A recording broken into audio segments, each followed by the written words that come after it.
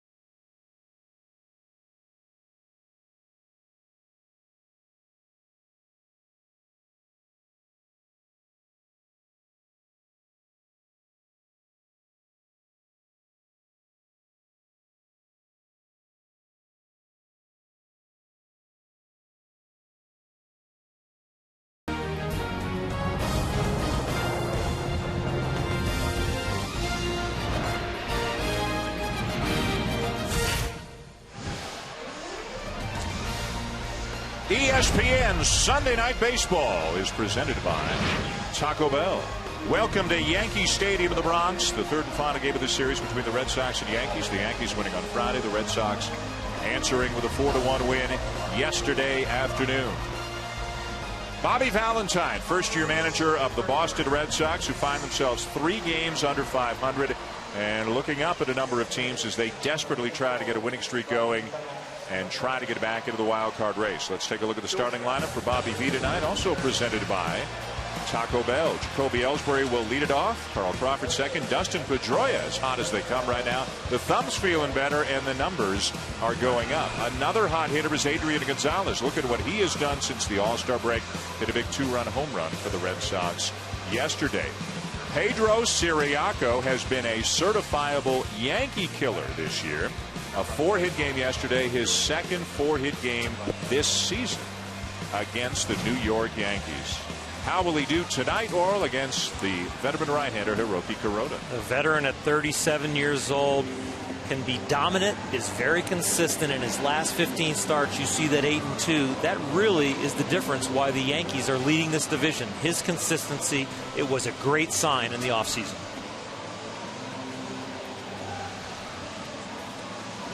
Defensively behind Kuroda tonight in the outfield, Ibanez in left, Granderson in center. Ichiro is back at right field. He has played some right and some left for the Yankees. Nick Swisher is at first base again. Mark Teixeira is still out with a sore wrist. And behind the plate, catching Kuroda tonight will be a guy who's very familiar with him. Russell Martin was Kuroda's teammate with the Dodgers as well. Jacoby Ellsbury will lead it off. He'll be followed by Carl Crawford and Dustin Pedroia here in the first inning. Jerry Meals is our home plate umpire. Gary Darling, the crew chief, is at first. Paul Emmels at second. Scott Berry is at third. A big crowd here in the Bronx tonight as the Red Sox wrap up a long road trip, 10-game road trip. The Yankees heading out on the road to go to Chicago to take on the White Sox tomorrow night. Ellsbury ready, Kuroda ready, and away we go here in the Bronx.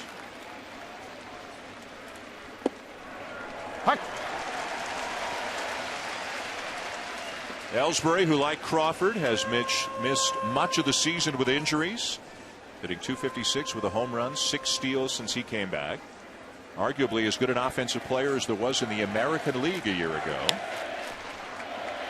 It's the ball right out to Cano at second, 1 down.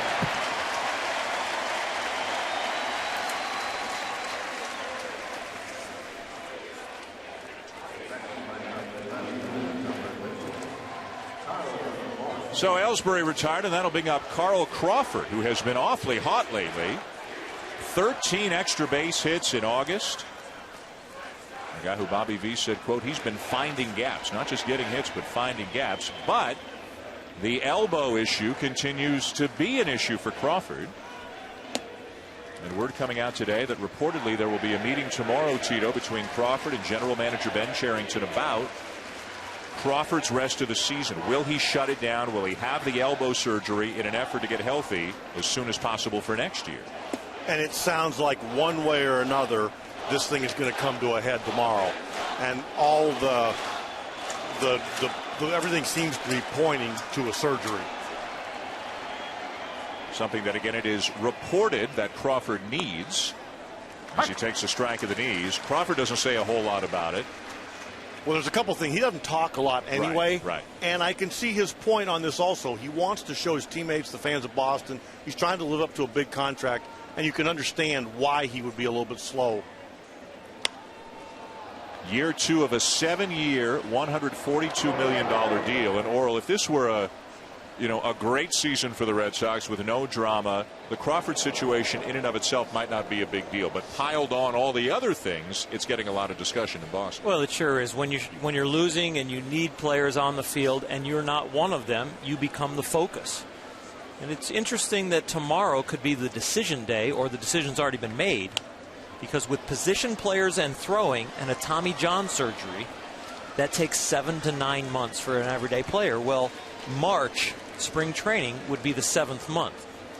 And so they would have a little cushion there in March. But this is kind of D-Day as far as deciding if you want him ready and full strength going into next year.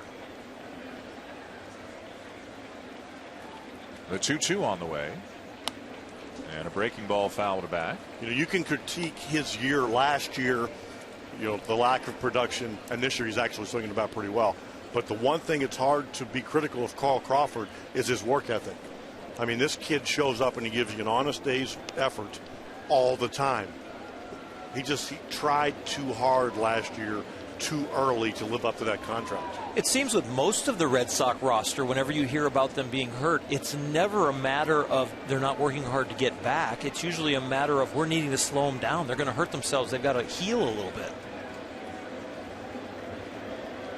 You know, Pedroia, Carl Crawford, David Ortiz right now begging to get back in there. You know, he's taking live BP. Pedroia's been battling through a broken finger and the pain of that, and now swinging the bat good. Full count on Crawford with one out here in the top of the first. And another play for Cano. Smooth as always, 2 down.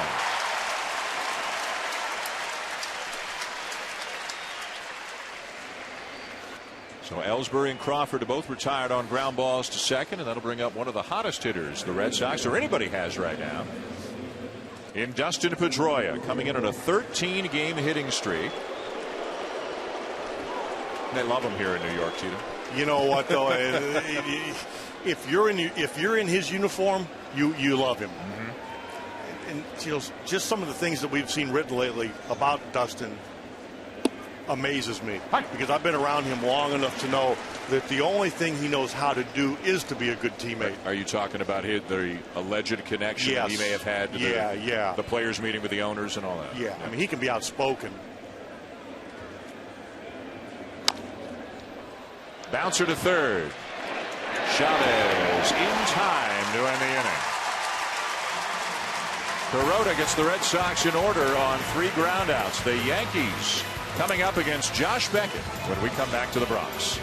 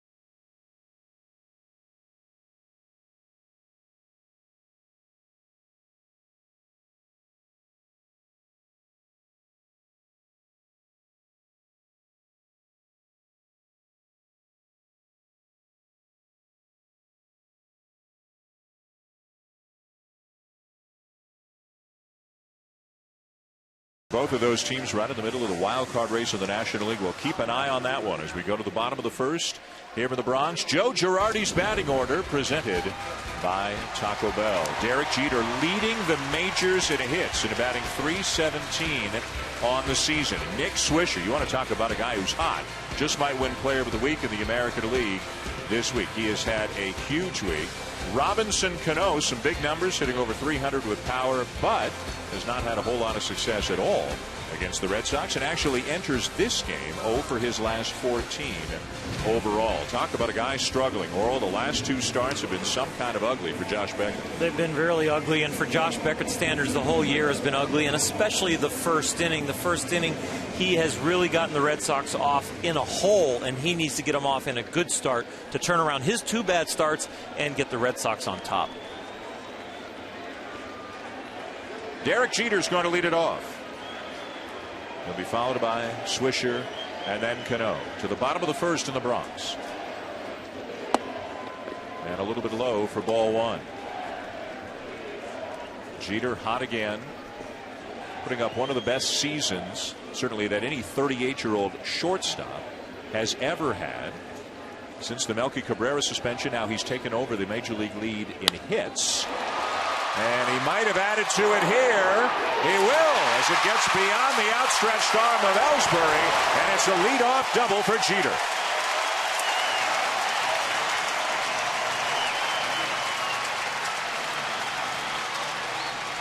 Josh Beckett tried to keep the ball down on the first pitch and did, but this one he immediately brings one up and more to the middle of the plate, and Derek Jeter really makes him pay. Early in the game as a starter, you're just trying to get your legs under you, make some solid pitches, but with Derek Jeter, the leadoff hitter, leading the major league in hits, a mistake early can cost you like this. Just beyond the reach of Ellsbury. Tito, you talked about this in our game last week. A pitcher kind of wants to settle in, and you give up a leadoff hit, especially an extra base hit, you got no shot to do that. And right now, you're right. You got to pitch right now. And certainly people will say, well, you have to pitch all the time. But as Laurel knows, you don't have the chance to settle into the game. It's coming at you. Here's Swisher playing first base again tonight for the ailing Teixeira, who's got a sore wrist. And Swisher's had home runs this week, game-winning hits, a ton of RBIs. Heading into free agency at the end of the season, but right now more concerned with just finishing up this year strong as a Yankee, and with so many other Yankee hitters on the shelf right now, he's become a very important part of the team.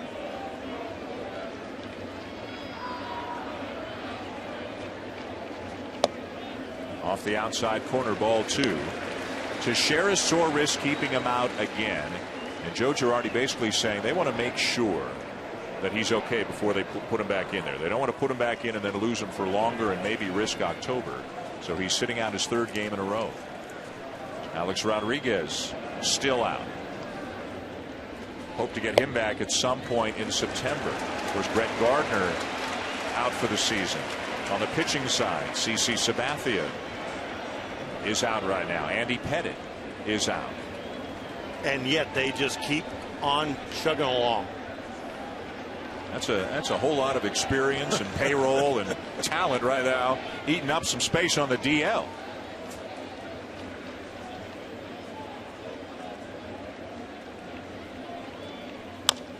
3-0 green light for Swisher.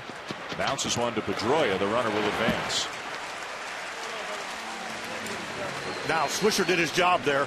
He had the green light. He was trying to hit the ball in the seats. Now the runner moves over, so at worst he got the job done, but that wasn't what he was looking for. Is that 3-0 green light just a tribute to how hot he's been in the last week or so? I think you give him the 3-0 green light because Josh Beckett's on the mound. Hiroki Kuroda might not need that many runs, and he's got a short right field porch. And Dan, I think, especially with these two veteran teams, I think the green light is on more than people realize. Just guys don't swing at it that often. Here's Cano scuffling lately, as you can see, hitting .305 though on the season, 25 homers. Infield back for the Red Sox with a runner at third, one out. Early in this game, just in the bottom of the first.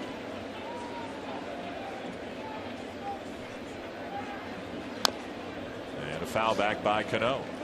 You know, we're watching Josh Beckett pitch. I remember when Josh Beckett was in his heyday. The two things he could do, he could start a fastball out low, and it had that late life that would come about knee level. And the other thing he could do was he could start a two-seamer out at the left-hand hitter's front hip and make it come back for a strike. And that's the pitch I always thought when he had that, look out. It opened up the plate for the rest of his pitches, and he seems to have abandoned that even last year, and especially this year.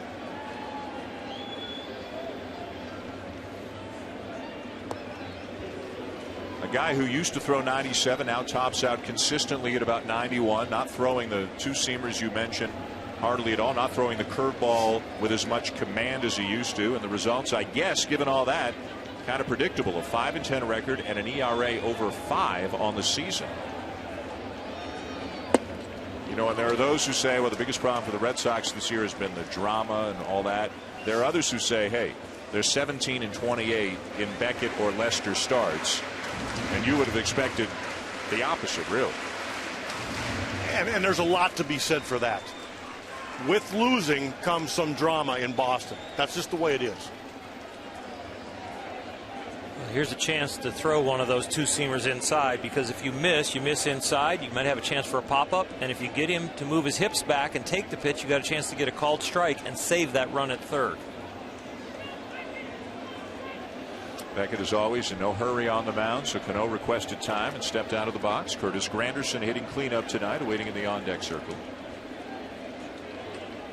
Jeter at third, one out.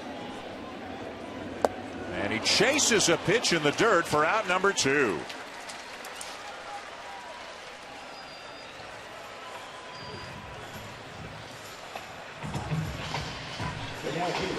That is a rarity to watch Robinson Cano look this bad. But you got to give some credit to Josh Beckett. A split finger fastball that dove hard, started almost out of the strike zone and really finished out of the strike zone. Cano got himself out, but Beckett still made a good quality 0-2 pitch. So 2 down in the inning as Beckett tries to get out of it after the leadoff double. The batter is Granderson. And a curveball stays high for ball 1. And it'll be interesting to watch the rest of this game to see Josh Beckett if he continues to live to the outside parts of these lefties and the Yankees catch up to him. That 2-seam fastball in that Terry brought up is a very important pitch to his stuff and the relationship he has against the hitters. There's a curveball that finds the outside corner, a ball and a strike. And that pitch there also, if he can establish that he can throw his curveball for strikes, that also opens up the plate for him. Jeter doubled, took third on the ground ball by Swisher. Cano struck out. Now Granderson, 32 home runs on the season, but hitting just .240, and he struck out a lot as well, 147 times. Another curveball in for a strike, 1-2. We had a curveball away, and he's going back away, but he happens to throw that spike curveball a little bit to the middle, but fortunately it's a knee buckler and gets Granderson to give up on it. Right there, if it's a home run, we're saying it's a mistake since he buckled Granderson and he didn't get a good read on it. It's a solid pitch for a strike. Shakes off LaVarnway a couple of times. Now has the pitch he's looking for. And the 1-2 missed outside. Well, if you can just see in your mind's eye right now all the pitches he's thrown to Granderson, how they've been to the outer part of the plate or that breaking ball down the middle, how the inside part of the plate could be open. This is blacker ball on the inside, meaning on the edge or too far inside. Make Granderson get himself out for me. Ripped into the right field corner, a base hit. Jeter will score. Granderson on his way to second, and the Yankees have a 1-0 lead.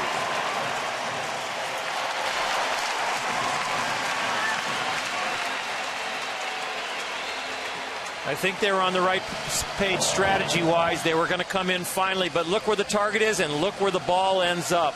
They've got to make this pitch with 2 out, man on third, a 2-2 count. It's cut fastball. He's trying to get in on his hands, and it never cuts, and it never gets to the location he wants, and Granderson makes him pay. There's a fine line at the big league level between if you hit your target with good strategy or if you miss your target with good strategy, and that was a miss. So Beckett has now given up 23 earned runs in the first inning this year. This is his 21st start. His ERA in the first inning is bordering on 10 this season. The batter is the third baseman, Eric Chavez. And Chavez, part of a whole group of Yankees who have done an outstanding job filling in for some of the other injured players. Raul Ibanez has gotten a lot of playing time. Andrew Jones. Even Jason Nix, a guy getting some time at a variety of infield spots, filling in admirably. Chavez hitting over 300 with power on the season.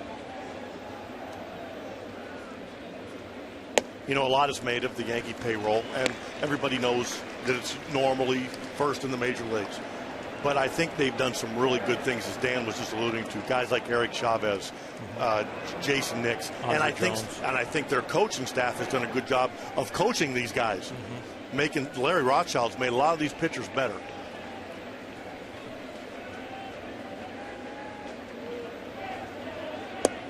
Take a look at what Eric Chavez has done since Alex Rodriguez went on the DL last month. A number of different players, 3 primarily, have played at third base, but Chavez, when he's been in there, has been on an absolute tear over the last few weeks. And don't be surprised if he has the green light here also.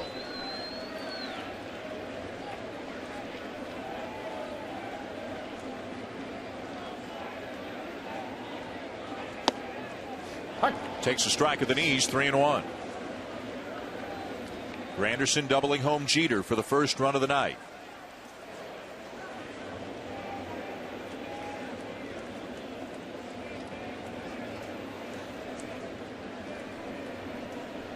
The Yankees with the best record in the American League. And a 4.5 up on Tampa Bay. The Rays beat the Angels again today. 3-1 pitch sent to left field pretty deep. Crawford back and makes the catch on the warning track to end the inning. Beckett gives up a run on a couple of hits. 1-0 Yankees at the end of an inning.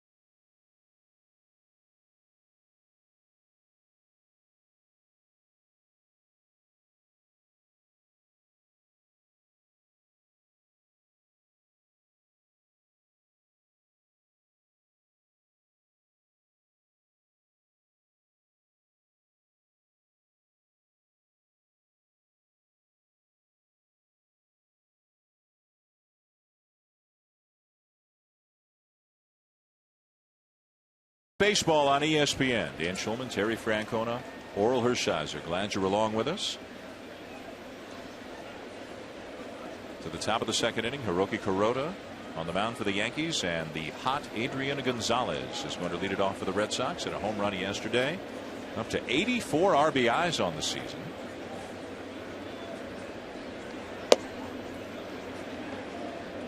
Guys who matched up when Gonzalez was a Padre, Kuroda was a Dodger. 380 since the end of June. That's hot. Drove the ball out the other way here yesterday for a 2-run homer.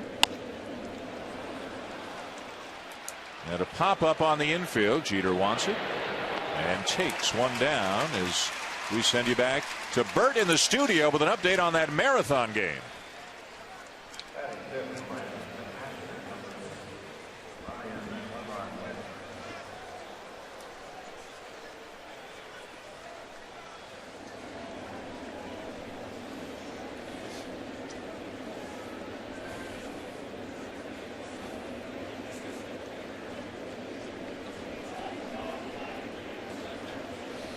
And ironically, Jerry Meals, our home plate umpire, here tonight in the Bronx. A huge win for the Pirates.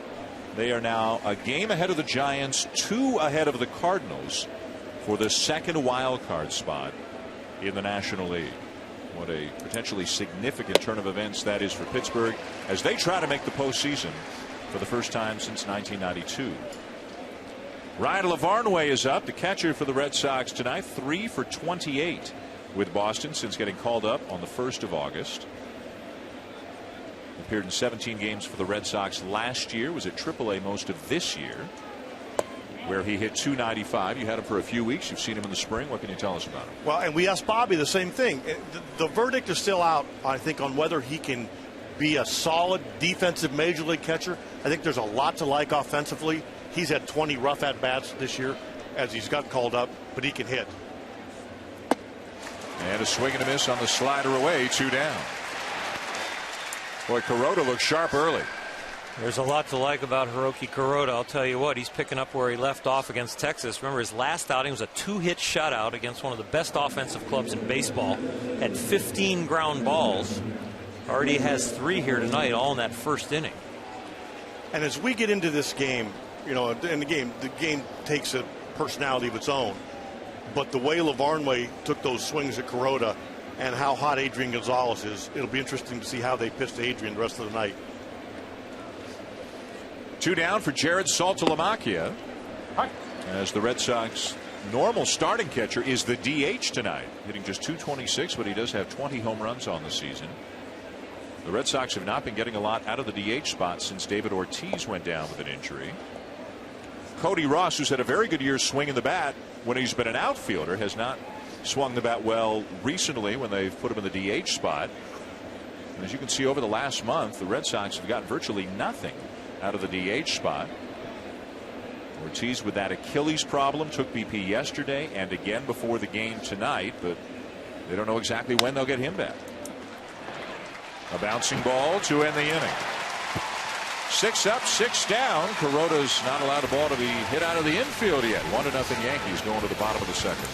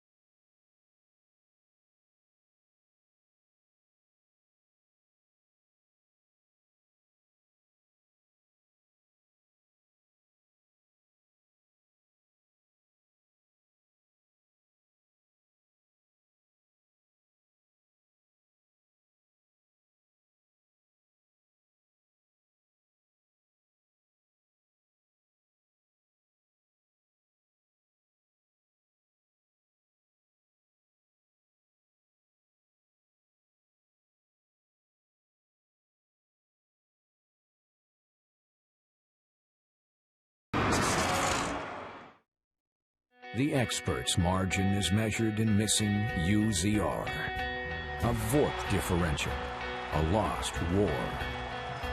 Just one extra blown save, one more bad start, one less home run a week, and wins turn to losses.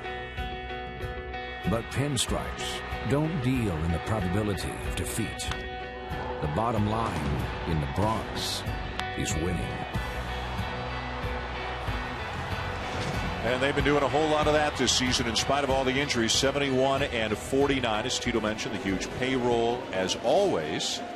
But a lot of guys stepping up and doing maybe a little bit more than even the Yankees themselves imagined they might. And Raul Ibanez, Andrew Jones, both of them have gotten a lot of playing time.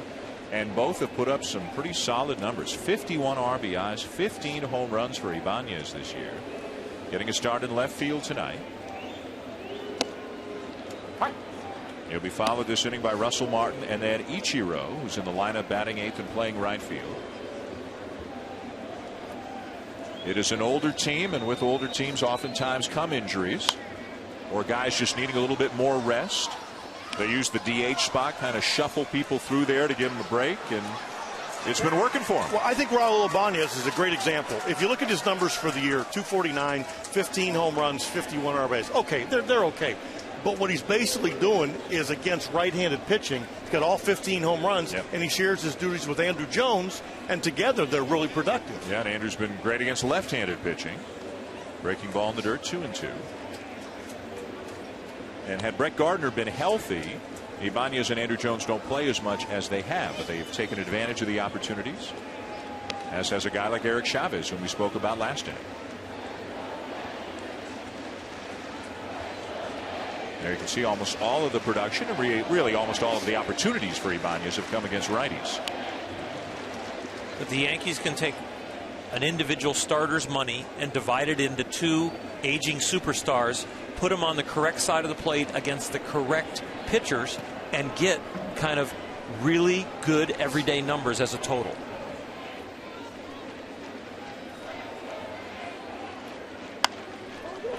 Curveball grounded to second. Pedroia to an E and on to first, one down. Well, some of the guys who have been stepping up, some of the key reserves, Eric Chavez, Jason Nix, Casey McGee, all getting time at third base. Look at the numbers they've combined for since Alex Rodriguez went on the DL with a broken bone in his hand, and then the combined numbers of Ibanez and Andrew Jones, pretty impressive as well. There's a reason that this team leads the major leagues in home runs. It's not one or two or three guys having sensational seasons. It's dangerous hitters top to bottom of the lineup. The Yankees have 10 different players with 10 or more home runs this season, including Alex Rodriguez. On the right, of course, is Jason Nix, who is not one of the 10 homer guys. Derek Jeter just joined the club, but they can get you 1 through 9, Tito, and you faced them enough the last 8 years to know that as well as anybody. And it's not just 1 through 9; it's 1 through 13. Because if you bring a bullpen arm in, they counter it with a move off the bench.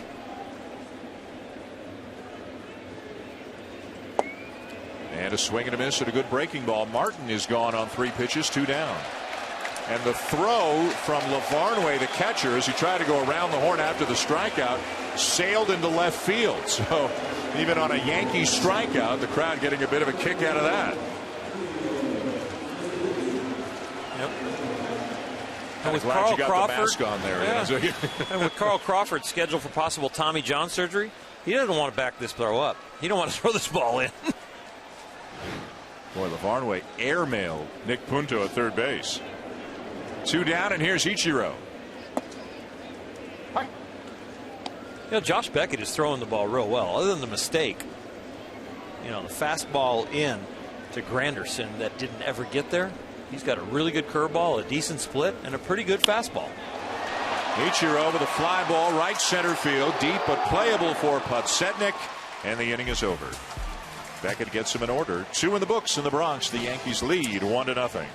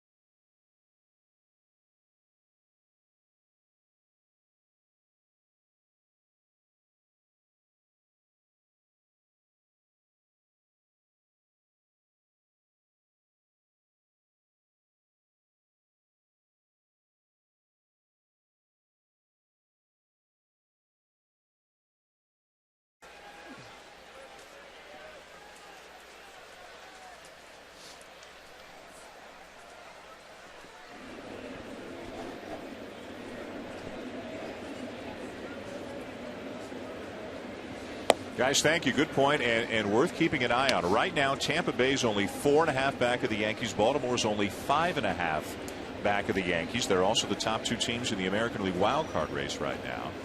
And keep in mind again how important it is this year to win your division. As Podsednik sends a fly ball to left field, Ibanez there. Out number one. You don't, if you're the Yankees, you've got some tough decisions right now because you're trying to rest some of your veteran guys to make sure they're healthy, but you don't want to slip behind Tampa Bay or Baltimore and have to play in a one-game playoff in the wild card game. The one-game wild card for people that like baseball is really exciting. For people in uniform, they want no part of it. Yeah. And you're so you wind right. up with a hairline like this in a Or hurry. in the broadcast booth. But you're so right about this whole Yankee lead and the padding they have, and they think the comfort. I mean, they lose tonight. 4 games, and Tampa Bay is not going away with that pitching. Just swept 4 from the Angels. So they've got an issue with Teixeira's wrist that they're trying to give time. They've got Alex Rodriguez trying to get back. They got CC Sabathia's elbow that he's thrown aside work, and it looks like he's scheduled to get back in the next week to 10 days. But nothing is a given. Swing and a miss by Siriaco, the shortstop for the Red Sox. The count, a ball and a strike. The Yankees are having a great year, but Tampa Bay and Baltimore will not go away. And the Yankees still have 6 games left with the Rays, 7 games left with the Orioles. 1-2 the count on Siriaco. And you have to give a lot of credit to both of those teams. Tampa Bay for so much of the season has struggled to hit. Now they're starting to swing the bats. Longoria's back. The pitching's been great. Baltimore with a patchwork rotation for much of the season. Buck Showalter, Joe Madden, both of them have done great jobs to keep their teams where they are. 2 down in the inning. ESPN Sunday Night Baseball is presented by Taco Bell. Sometimes you gotta live Mas.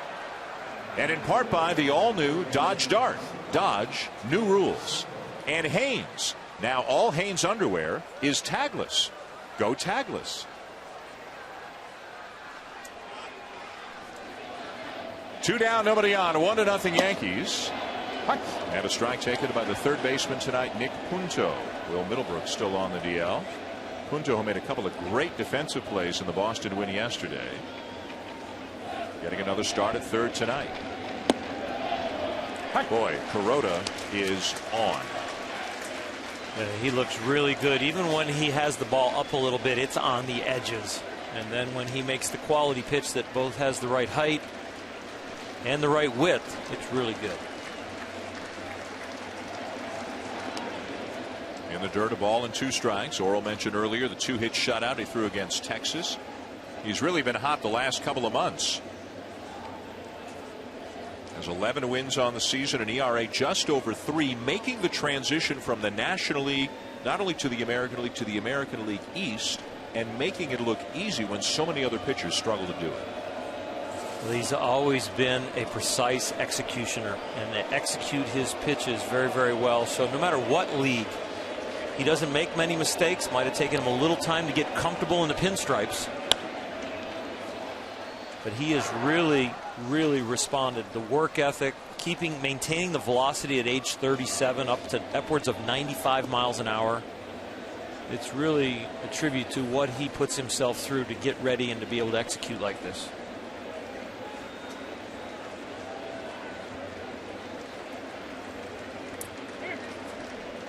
And again, with Sabathia out, although they hope to get him back within a week, with Pettit out for several more weeks and nobody really knowing how much of a factor he might be able to be in October, Kuroda becomes an incredibly important part of this Yankee rotation.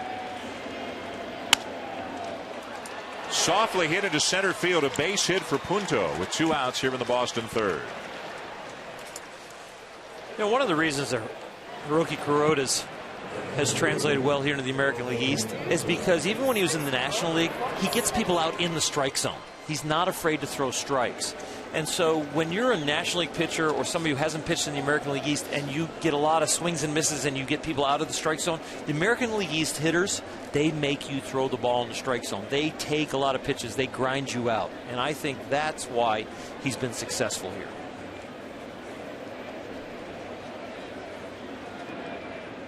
He's faced Boston twice earlier this season, was roughed up by the Red Sox in early July, then came back in late July and threw 8 innings of 2-run ball against them. as Boston goes back to the top of the order for Jacoby Ellsbury, who grounded out his first time up. Oral, to your point, I agree. Red Sox, Yankees, they swing at strikes. I think the one thing the injuries have done to the Red Sox lineup this year is actually it's hurt their on-base percentage. Their batting average is still high. They're still scoring runs, but they've lost that ability to squeeze pitchers a little bit. Boston is third in the American League in runs scored, almost 5 runs per game. They're just a fraction of a run, a small fraction of a run per game behind the Yankees, who are just behind the Texas Rangers as the highest scoring team in the league. And Texas added their totals today, rolled up 11 runs up in Toronto, winning 11-2. Michael Young homered and drove in 5 today for the Rangers. I think the main difference between the American League and the National League is that fact, because hitters in the American League are not afraid to pass the baton. They're not afraid to work the count and take the walk and hand it off to the next guy. Where in the National League, when you get to the 5-hole, they know, the pitchers know, that the 8th hitter and the 9th hitter, the pitcher, are coming.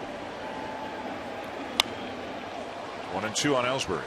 Nick Punto looks like he's getting, wouldn't be surprised if they allow him to have the green light here, especially with Ellsbury down the count. Looks like he's trying to time Kuroda. With 2 outs, not a bad time to go at all.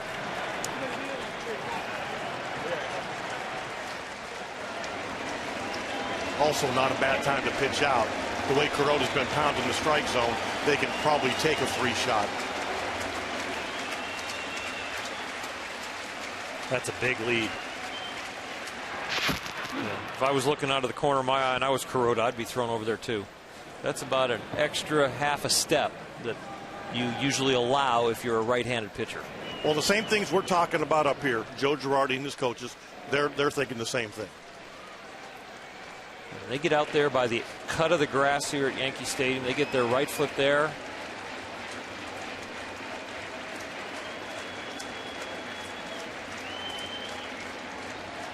Not going. And it's 2-2 on Ellsbury. Did a great job of holding for a second or so longer to freeze Punto, and they still made a quality pitch. Now, it wasn't a strike, but it was still a quality pitch.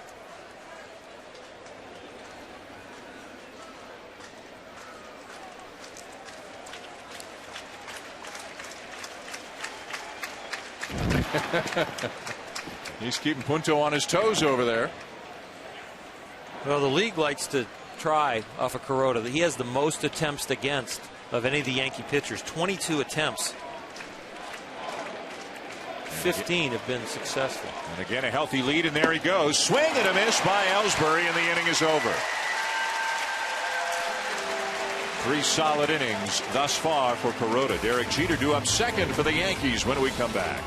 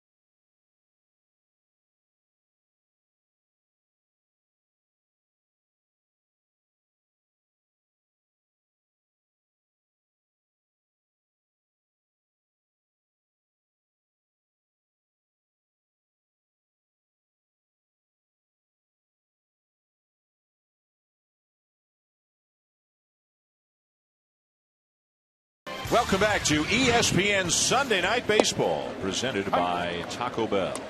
We're at Yankee Stadium, where the Yankees lead the Red Sox 1-0 with Oral Hershiser, Terry Francona. I'm Dan Schulman. Casey McGee DHing tonight, batting 9th for the Yankees, leads it off against Josh Beckett, who jumps out in front quickly, 0-2. McGee acquired in a deal from Pittsburgh on July the 31st. He's played some third, done some DHing. Beckett misses with a slow curveball. Beckett gave up a couple of doubles in the first inning, one to Jeter to get the game started, and 2 outs later to Granderson to drive him in.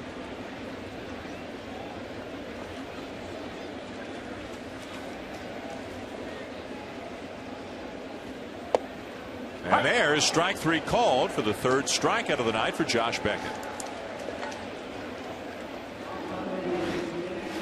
Okay, we're going to get another look. It's actually a high breaking ball, but he got McGee to flinch, so it ends up being a good pitch because it's called 3rd strike, but that's not where he wanted to throw it. That ball caught a lot of the plate.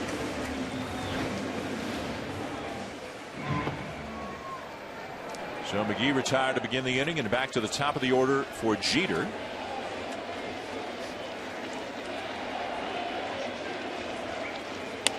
First pitch swinging, he fouls it out of play off to the right. Or I love when the games are over and the pitchers get interviewed and they said, you know, I made 1 mistake or I made 2 mistakes all night. That to me was a mistake. Now it was a strikeout, yeah. But I think pitchers forget if you make it out, it's okay. Yeah, they do have a kind of the short-term memory on mistakes that don't get attacked. Jeter drives one left center field, and another extra base hit as it skips over the fence for his 2nd double of the game.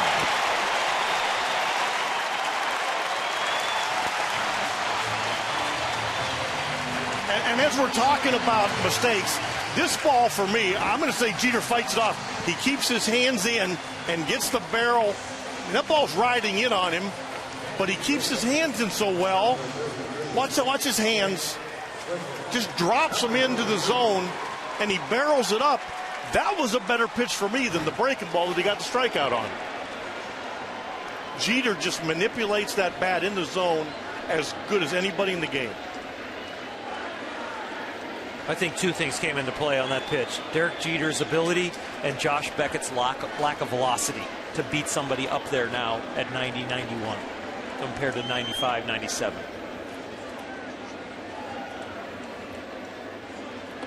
Swisher the batter with Jeter at second, 1 out. Here in the bottom of the 3rd.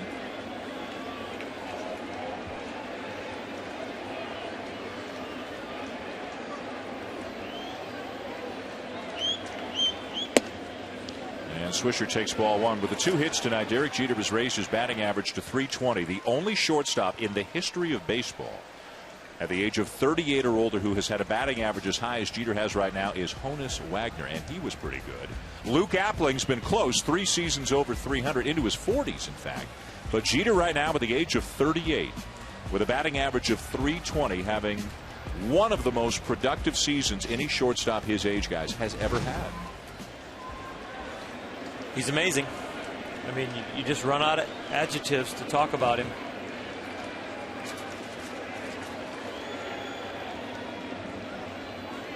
See closing in on Nat Lajoie as he climbs the ladder on the all-time hit list.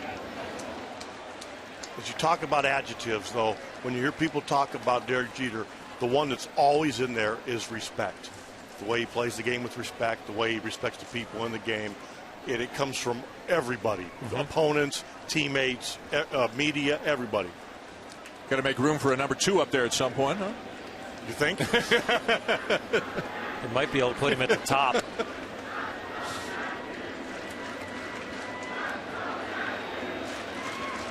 Remember when things got a little contentious the offseason before last year, the contract renegotiation? You know, Brian Cashman saying, hey, this is all we're going to give. Go shop yourself. Jeter didn't want it to get out, but reportedly was a little bit, ruffled by the contract offer. Just imagine if he would have wound up in a different uniform for the last few years. And he was genuinely upset that got into public. Yeah. I don't think he was upset about the give and take of a contract negotiation, but he wanted it to be private, and it wasn't. When it wasn't private, it really did get under his skin.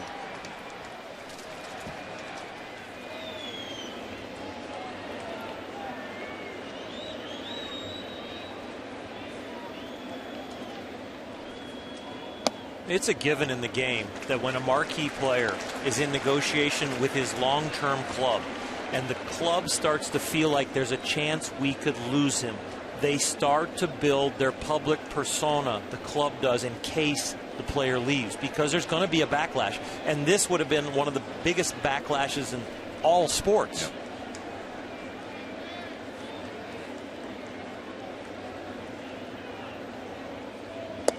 Swing and a miss and a full count.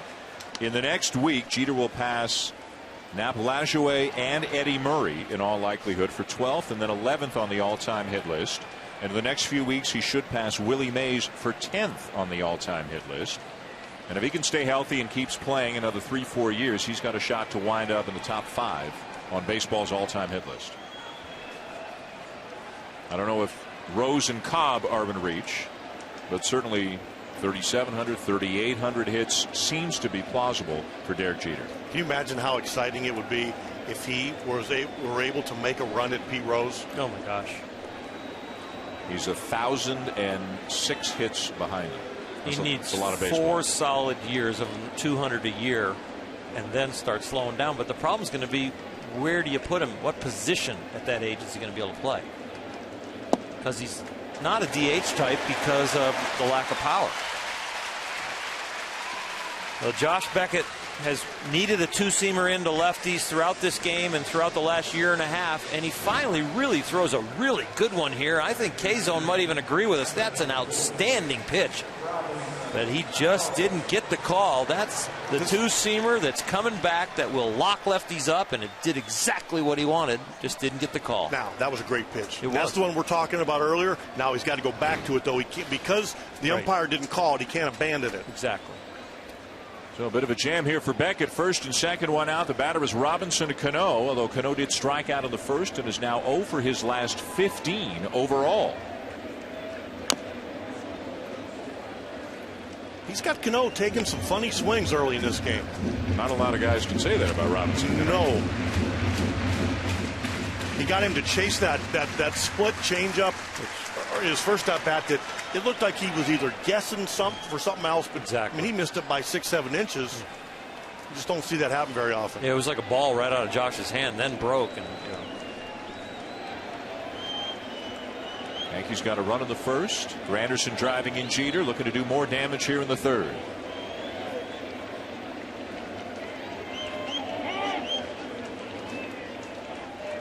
And this is the part I like about Josh. Sometimes people get on him about being too slow. I think when you're in a jam and you're against the Yankees, you're trying to upset the rhythm of the hitters. And I don't know if he's gone public with it, but there's a lot of time in the Yankee Red Sox games that he does this, where he slows things down and really tries to execute some pitches. I thought it was funny when you asked Bobby today about Josh's, how quickly he would work. Remember last year, he's sitting right where I was, kind of being critical of him. Now you're the manager. Now you got a little different tune, which is expected. How you feeling about it up here now on the other end? You know what? I agree with what Josh is saying. What Oral's saying. I think Josh slows it down sometimes on purpose. He wants to command the situation of the game.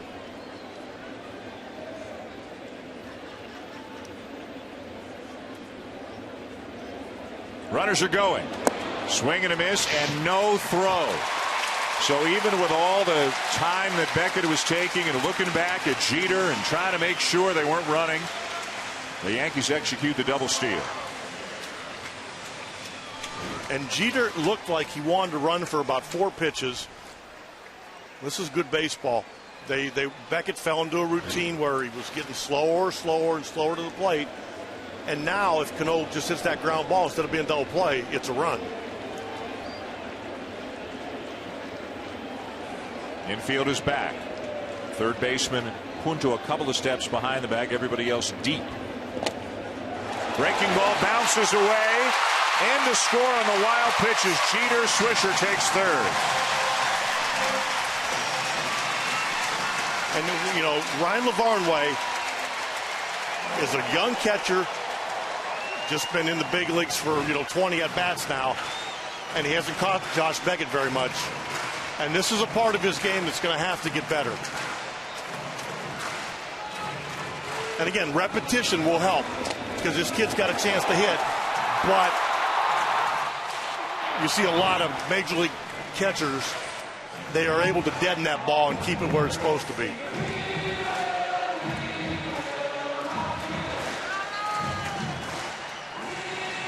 Saltalamacchia DHing tonight. Lavarnway getting a chance to catch. And the Yankees, really led by Jeter doubles into both innings. The first and the third now have a 2-0 lead. Swisher's at third, just one out. Now the Red Sox infield should do the blitz. It should come right about now.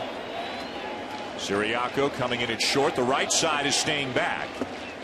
Check swing on the appeal. He didn't go. 3-2. Tell us what you mean by the blitz. Well, I was actually going to ask you guys because you know Bobby better than I do. I never quite understood that because the third base coach is all he has to tell the runner is, hey, if they come in, you're staying put. Right. What worried me about that play is you have fielders moving. Sometimes if they're late, they're moving when the ball's in the hitting zone, and you actually lose ground. Does it bother the hitter to see them moving as the ball's coming to the plate? Well, if it does, he's probably not a real good hitter. So it shouldn't be a factor for Cano. That time it was just the shortstop. Sometimes Bobby will have everybody blitzing. Sometimes he'll just have one side of the infield blitzing. Now here comes Pedroia as well. They're all coming in now with a count 3-2. And it's strike three called to get Cano for the second time tonight.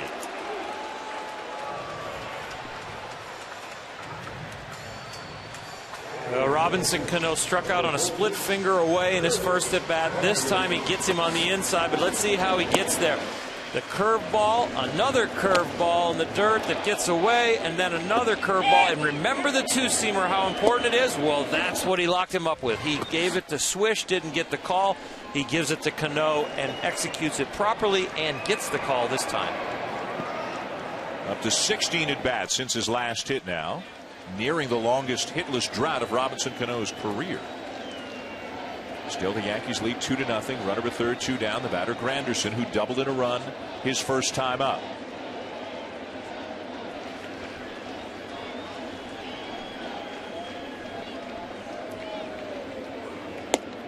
Way outside.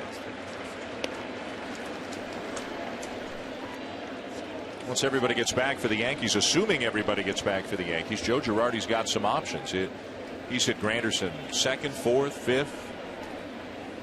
You know, A-Rod's going to be in the middle of the lineup somewhere. Teixeira has moved around. Cano has moved around. The Yankees don't have to run a prototypical lineup out there. You know, for a lot of the year, like you said, Granderson was hitting second. You know, he's going to probably strike out 200 times. But he's also going to hit 40-something home runs. Again, they're just more worried about runs. And now the intentional walk after the 3-0 count. It's hard to criticize a team for its offense when they're second in the major leagues in runs scored. But one of the common themes about the Yankees offense this year has been they rely a lot on the home runs. The good news is they lead the majors in home runs. The bad news, if you will, is a higher percentage of their runs score on homers. Obviously, this goes hand in hand with hitting a lot of homers. Some people say, what are you talking about? That's great news. The home run helps them score runs. Other people say they're too dependent on the home run at times. 50% of their runs score on homers. Is that, Tito, in your mind, a concern in any way for this team heading into the stretch drive and presumably the playoffs? If I was Joe Girardi, I would answer it the exact same way he does. We hit a lot of home runs, and that's part of our game. And it is. The difficult thing when you look at it from where we are is when you get into the playoffs, you're not facing a lot of 4 and 5 starters or middle bullpen guys, and it's harder to hit home runs. You have to manufacture runs at times. One of the reasons they got Ichiro in the aftermath of finding out Brett Gardner would be out for the season.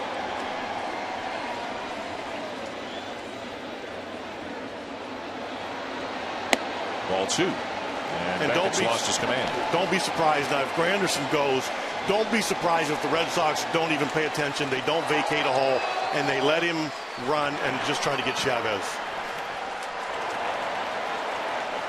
A wave going on here at Yankee Stadium, which has come to life here this inning. More noise this inning than we've seen earlier in the ball game tonight. A run in, 2 on, 2 out. Dangerous hitter at the plate. And a strike, 2-1.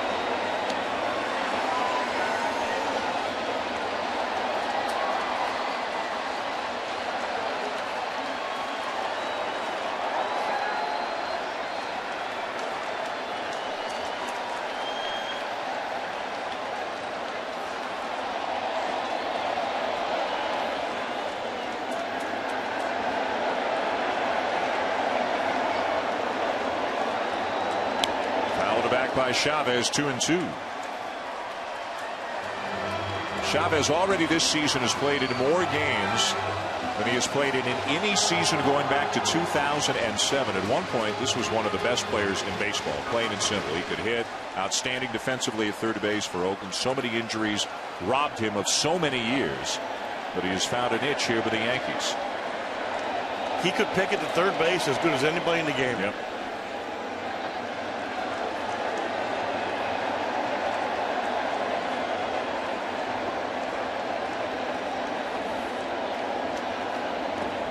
Full count.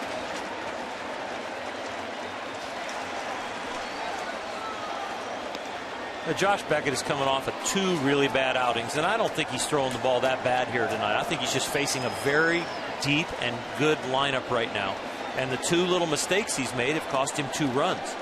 But a quality pitch, get out of this inning. You can see this kind of stuff going 7 and only giving up 2. Really having a good night. But against this lineup, it could also blow up in his face. Granderson will be on the move from first. Gonzalez now playing behind him. There he goes, and the 3-2 swung on and missed to end the inning. So Beckett strikes out 3 in the inning, but also gives up a run, and the Yankees now lead 2-0.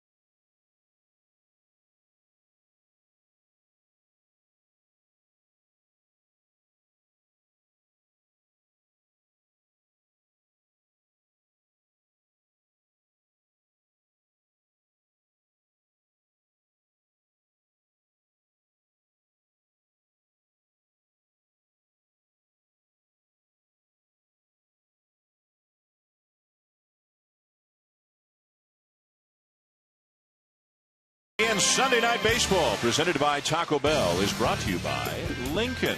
The Lincoln Discovery Drive sales event is going on now. Top of the 4th inning in the Bronx, 2-0 Yankees, and a pitch taken outside, a ball won by Carl Crawford, leading it off for the Red Sox this inning. Crawford grounded out his first time up. We mentioned earlier his elbow and the possibility of surgery has been a big topic in recent days. And Bobby Valentine saying earlier today that there will be a meeting between Ben Cherington, the GM, and Crawford to discuss the future for Crawford the rest of the season. Now there is a report, ESPN is reporting that a decision has been made and that Carl Crawford is going to be undergoing elbow surgery Tuesday, which obviously will end his season. Crawford hits it sharply, but a right at Cano on a bounce. One down. So this could be the last game of the season for Carl Crawford. And again, I guess it depends on how you're looking at things, but realistically they're not a playoff contender this year unless they get crazy hot in the last 6 weeks. So Tito, is it the smart thing to start thinking about 2013? I'm torn on this one because I understand they have him long term. They got to get him healthy, but when you're in uniform, you always believe until they make you go home. And you know, again, St. Louis had a run in him last year. Yep. So I guess if I was in uniform, I would probably fight it as long as I could. Oral? I would too. And we're starting to kind of almost change the culture of athletics in baseball with this whole precautionary pulling people out when they feel like they're at full strength or they feel like they can participate and help you win. But we're pulling them out for next year or for the future. And I'm referring to the Steven Strasburg situation. I could refer to the Carl Crawford situation. It's always been in athletics that you play and you play as hard as you can, you work out as hard as you can, and you play when you're hurt, and when you can't play, you tell somebody. But to be pulled out for precautionary reasons, it's an oddity in a thought of an athlete. The question I have is I've never been clear on, is it Crawford's decision, is it the team's decision, or is it a joint communication between the two? I think it's murky. I think that's part of the reason everybody's asking so many questions. Is nobody really knows except for probably Carl and the people he talked to today. And I'm not talking anything about Steven Strasburg or Carl Crawford. I'm just talking about the culture of thinking about, now we're thinking about more about the future and not these present tense games and winning. Oral, to your point, and there's a guy sitting in our studio back there tonight, Kurt Schilling. Yep. He pitched the game here at the old Yankee Stadium, and it probably cost him a year or two in the major leagues because he pitched in that game. And I would be willing to bet if you ask him, he'd say he'd do it again. But do you have to say that was a playoff game? This is a guy, just playing devil's advocate, this is a guy playing for a team that realistically is not going anywhere. Where's right? realistically, Dan? I've seen teams lose 6 games in the standings in a week. I mean, we don't know what they're mortgaging. So you guys would say keep playing until they're mathematically done, even if it means missing another month or 6 weeks of next year. Again, we're on the outside looking in, right, and we don't know all the medicals, but I don't like the idea of not playing until they tell you to go home. When they make you go home, then you go home. Yes. And I'm sure the way that things have gone for Crawford in Boston, he's got to be, I mean, he's only human, he's got to be a little bit concerned about how this is going to be perceived, if indeed this is the truth, whether or not it was his decision. Well, on a different subject, on Carl Crawford's toughness and work ethic, that's unquestioned. He's tough, he's a hard worker, he wants to be in there, he wants to play. This has to be a group decision by parties that some are identified, management, training room, possibly agent, possibly Bobby Valentine, and others. Still a full count on Pedroia. But I don't know who the one's going to pull the ultimate trigger on And it. again, I think that's where the communication is so important because there are some moving pieces in this. You said agent, Carl, Ben Cherington, Bobby Valentine, the organization, ownership. So there does have to be some really good communication.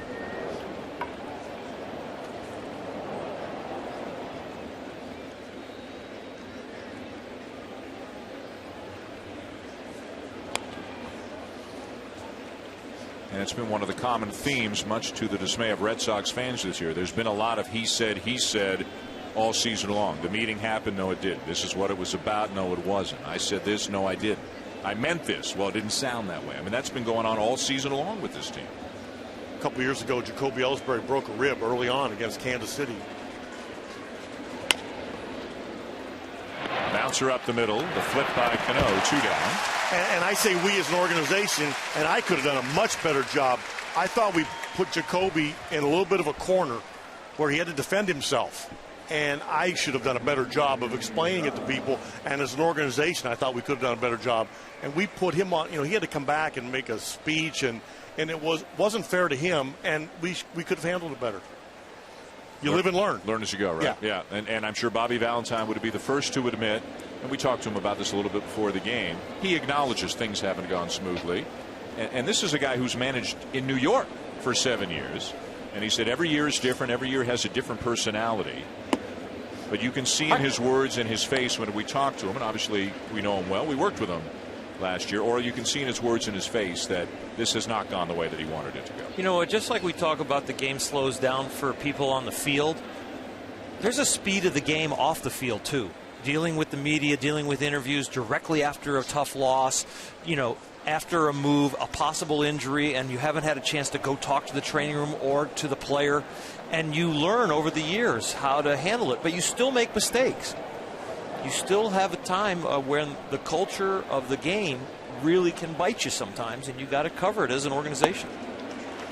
1-2 the count. I'll be on the same page. When I was a young manager, I used to watch Joe Torre here in New York, and I thought he was the master. Again, he had great teams, but he handled everything internally, and he never heard anything. I'm sure things happen, but he allowed him to play the game on the field, and he took care of everything else. Another grounder. Swisher to the bag himself, and the inning is over. Corona keeps mowing him down to the bottom of the fourth. 2-0 Yankees.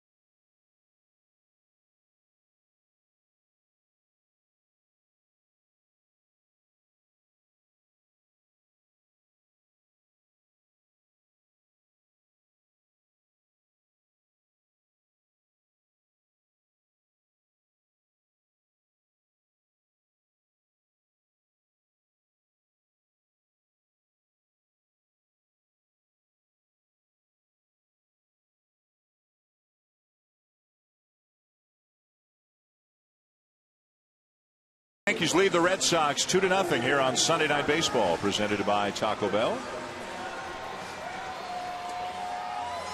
Coverage of Major League Baseball continues tomorrow and then again on Wednesday night. Tomorrow night out west, first place in the National League West is on the line. It is the Giants and the Dodgers who are battling for the division lead out there. That game begins at 10 Eastern, 7 Pacific. Then Wednesday night, the Yankees are on the south side of Chicago to take on the White Sox, 8 Eastern on ESPN2. White Sox lost today, but the Tigers lost today as well. Both of those teams struggling. The White Sox remain a game and a half ahead of the Tigers for top spot in the American League Central. Raul Ibanez leading off the bottom of the fourth for the Yankees, and a bouncer to first. Adrian Gonzalez to the bag, 1 down. We're getting into that part of the year where usually the cream of the crop kind of separates himself, and nobody's really separating themselves. This last 6-7 weeks is going to be really fun. Josh Beckett gave up a run in the first, a run in the third. He's got 5 strikeouts through 3 in the third tonight. And the batter was Russell Martin, who struck out his first time up. Now he hits a ground ball down to third. Tricky hop. Nice play by Punto. 2 down. You can put Nick Punto anywhere in the infield, second, third, or short, and he can make all the plays. We saw him make a great play yesterday. This is a tough backhand play, and he knows he has enough time, takes his time, sets his feet, and makes a nice, accurate throw. Get another look from behind him, and that ball could have ate him up real easy. That's a nice feeling when you have a guy coming off the bench that you know you can put him anywhere in the infield, and the result is going to be an out. And the strike taken by Ichiro, 0 for 1 on a fly ball to right field. Ichiro in right field tonight. Raul Ibanez is in left. When Ichiro's out there and Andrew Jones is as well, then Ichiro plays left. At least here in New York, left field is much bigger here at Yankee Stadium, and Ichiro's got better mobility than Andrew Jones. So Ichiro goes to left, Andrew to right. Ibanez more comfortable in left. So when Ibanez is out there, then Ichiro plays right field, and he is doing what was asked of him before the deal was consummated. You might play, you might not. You might play left, you might play right. You're going to hit down in the lineup. You might not face lefties. Can you handle all that? He said yes, and so far so good. And Dan, you make a great point.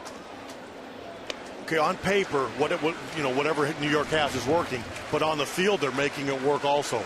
I mean, a year or two ago, or even a month or two ago, the idea of Ichiro moving from right field to left field or hitting down the order, you would have never even thought about that. And yet somebody communicated with him enough and made him buy into it where it's working.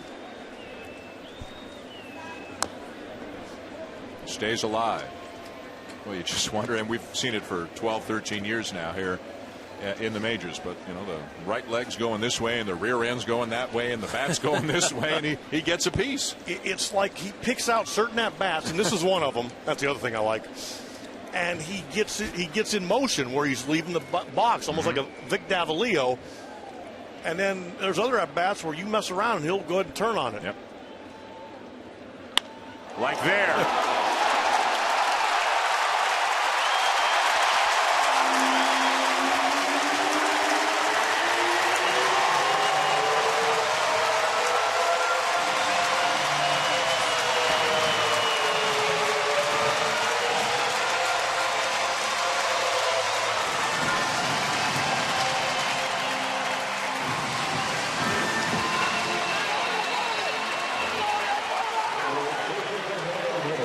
Almost like he was setting you up the whole time, huh? Or setting Josh Beckett up. Number 6 on the season for Ichiro. 3-0 Yankees.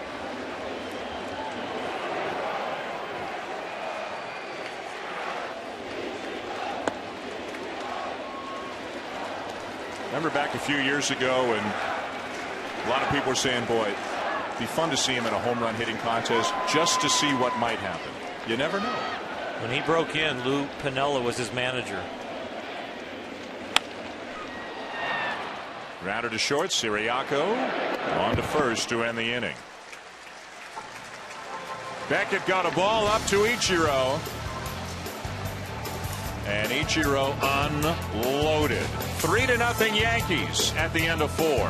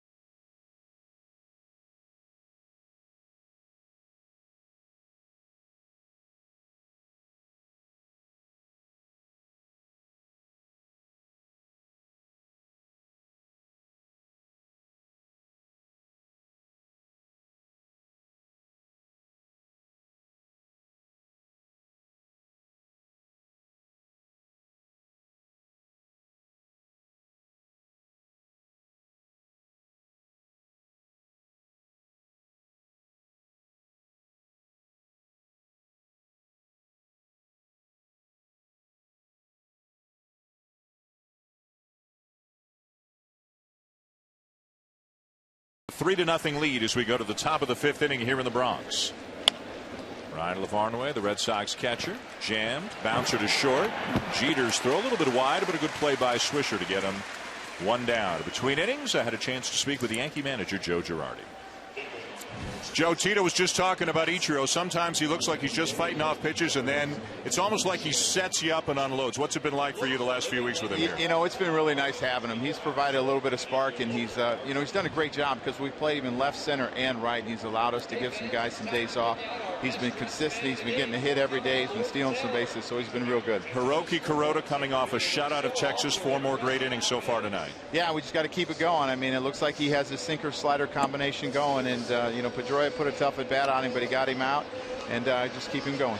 Thanks, Joe. Thanks. That's pretty good right now for Joe Girardi and the Yankees. A different guy every night. Kuroda stepping up again tonight. Jeter 2 more doubles. Ichiro a home run. And a 3-0 lead for the Yankees, who need a win to stay 5 games ahead of the Rays and 6 ahead of the Orioles in the American League East. Jared Saltalamacchia lines one into center field, just the 2nd hit of the night for the Red Sox. Hiroki Kuroda has been outstanding tonight. I know Salty just got a hit right there, but that ball was actually on the edge, and Kuroda has been living on the edge throughout the night. This off-speed pitch, but then the fastball, up or down, it is near or on the corner, and when you do that with a little bit of movement, you get jam shots, you get ground balls, and you get a lot of outs, and that's what he's been getting so far here tonight.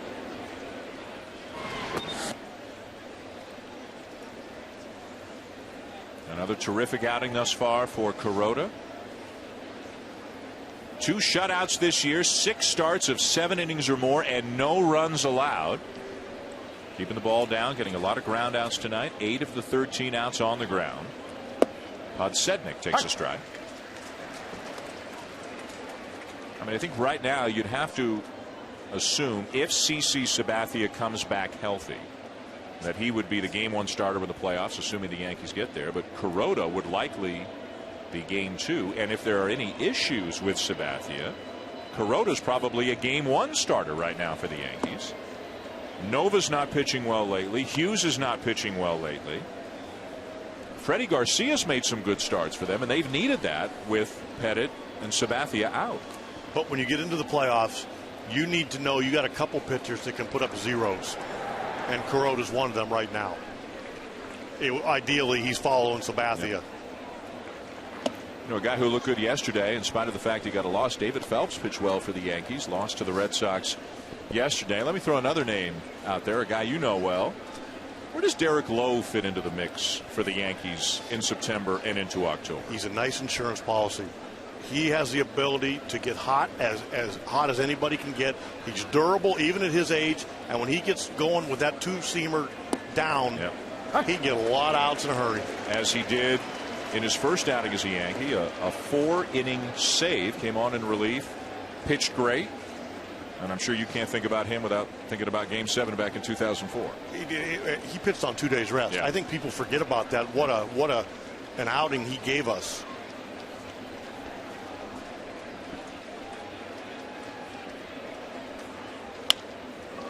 Grounded to second. And they'll get the out at first. That's all. Cano went for the tag on Saltalamacchia going by him, but second base umpire Paul Emmel said he didn't get him. Joe Girardi out to argue.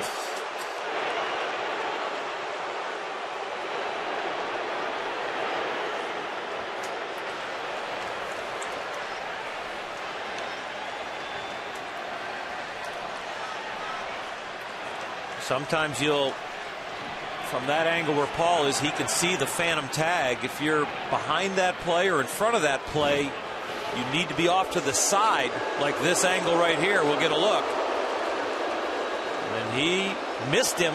And I'll tell you, if he missed him, then did he go out of the baseline? I would call him safe if he missed him. I think he's within. I think he tagged him. But you think he's within the 3 feet? Yeah, either way? I think he's okay there. And again, we're watching it for the 3rd time in slow motion. To me, though, it looked like he tagged him. It looks like right there he did. And we just came from the Little League World Series. I'm throwing the red flag. That's when you leave early. So Saltalamacchia at second base. 2 down. The batter is Siriaco. You like that red flag rule? You want to see that in the majors where the umpires can? Well, that's when protest? they leave too early. That's when they leave early. But I like the idea. I mean, they have some ways to go look at replay. Their replay is a little more expanded than ours up here. You guys having fun in Williamsport?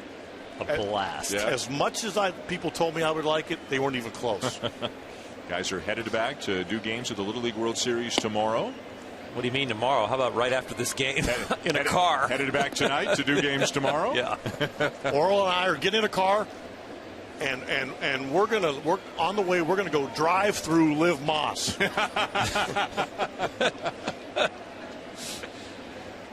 And he ain't kidding, folks. If we're going there, I know we're making one more stop before we get there.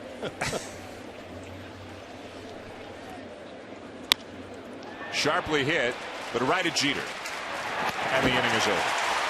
No runs, a base hit, and a man left to the bottom of the 5th. 3-0 Yankees.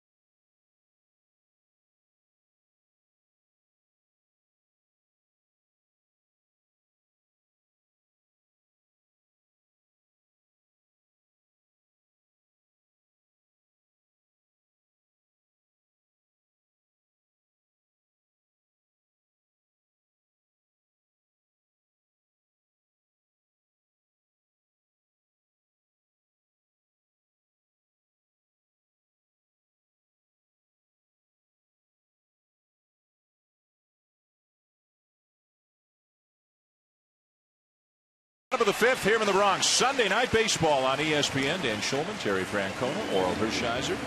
3-0 the Yankees lead. A rubber match of the 3-game series. Josh Beckett on the mound. And the top of the order for the Yankees, beginning with Derek Jeter, 2 for 2, 2 doubles, 2 runs scored.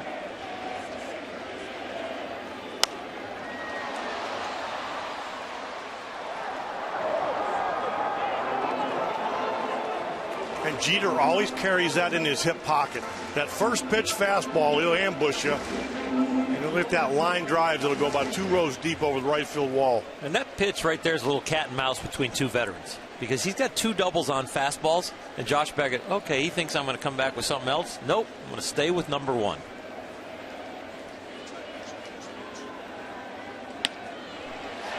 Three for 3. Maybe he should have went to number 2.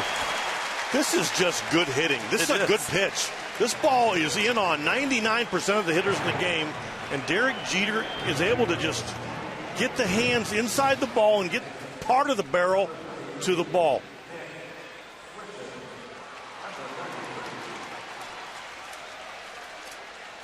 I mean, that ball eats up just about every hitter in the league. But he is so quick with his hips that he gives his hands room. Watch his hands come down and in so he can just try to get enough of the barrel to the ball. 163 hits this year to lead the major leagues. His average now over 320 on the season.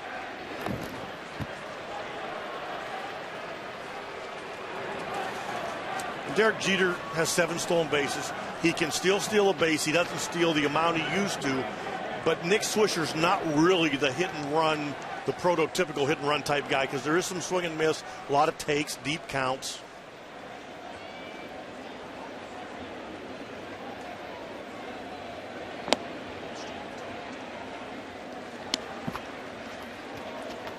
Swisher tonight is grounded out and also walked.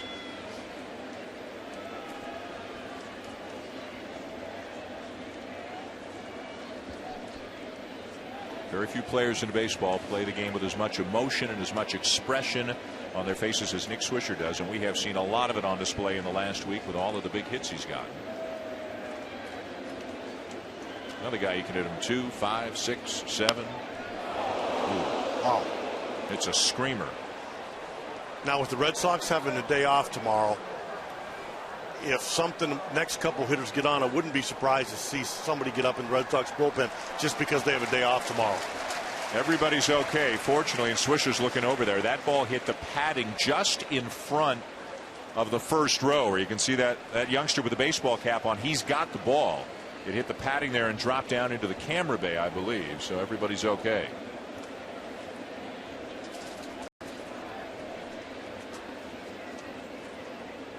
Set by Beckett. No pitch. Time requested by Swisher and granted by Jerry Meals just before Beckett began his motion. How now frustrating is that when you're kind of into your motion by the time you realize time has been called? You know, when you've had that long a delay and you're playing cat and mouse with the hitter as far as the timing, it really doesn't bother you as much. But if that was just 1 or 2 seconds after the pause instead of 4 or 5, that's when a pitcher gets upset.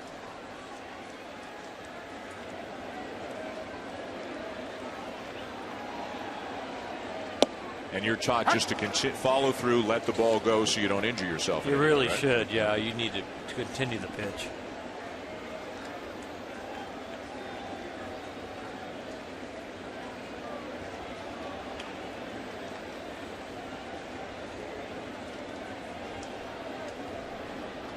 Jeter with a stolen base already tonight. That was a third base on the front end of a double steal back in the third.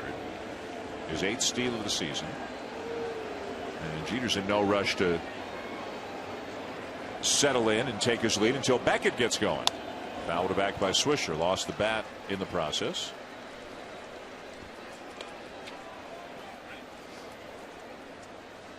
Monday Night Football's coverage of preseason football continues on ESPN tomorrow. First at 7, it's Monday Night Countdown.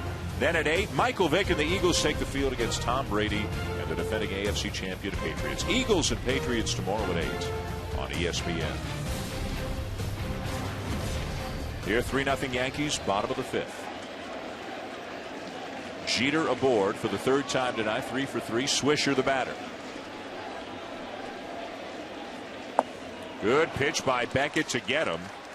Strikeout number 6 tonight for Josh Beckett. This is the split finger that he got Cano out earlier in the game, but this one's a better one because it starts on the plate, down and on the plate. You give the hitter one stimulus. You give him the middle of the plate, but you take away the height and you make it bite low and away. When you go for the corner, sometimes the hitters don't swing at your best pitches because you don't give them anything to swing at. And I love those pitches that are right down the middle like that, but then have the action. The hitters start the bat a lot more often. Here's Cano. 0 for 2 with a couple of strikeouts tonight. 0 for his last 16. We mentioned earlier his longest drought in his career. 0 for 18.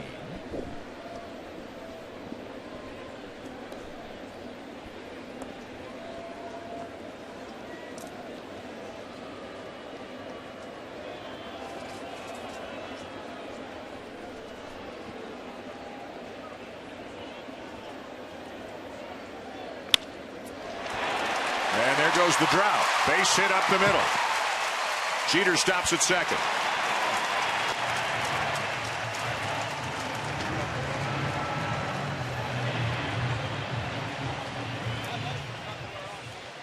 I mean, this guy, even though he can be 0 for 16 right now, he's got one of the prettiest swings in the league. And Josh Beckett left a 2-seamer that caught way too much of the plate. He had fallen behind the count. Cano's not seeing the ball good tonight, obviously. But look at that swing. Head on the ball. This, if you're a hitting instructor or if you're a fan of hitting, you could watch this all day.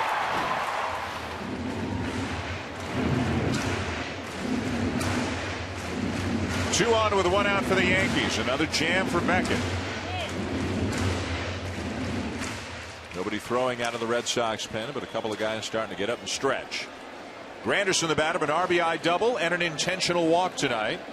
And the pitching coach, Bob McClure, is on the phone to the bullpen even as we speak.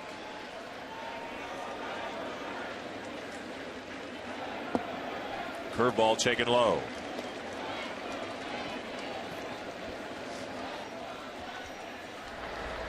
And it'll be the right-hander Clayton Mortensen and the left-hander Andrew Miller getting up for the Red Sox.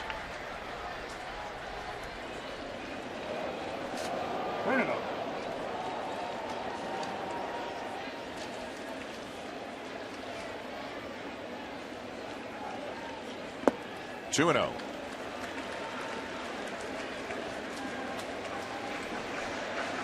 Josh Beckett right now, the evening hasn't gone the way you want. You're throwing the ball better than you have your last two outings, but this is a huge inning.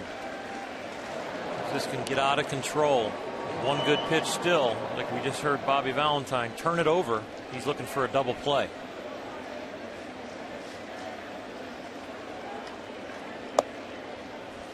Three and 0. Another veteran hitter. You talked about it earlier. Think he's got the green light? Yes. No doubt. 3-0 lead. Power hitter, short porch. Yeah. Again, you just hope he zones in on one pitch that he wants to hit.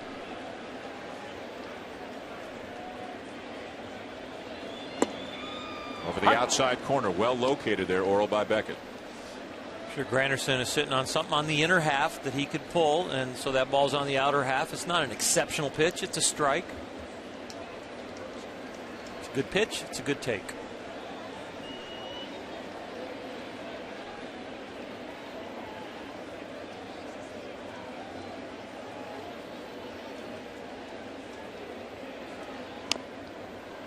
Cutter in on his hands. The Granderson fouls off, and the count now full.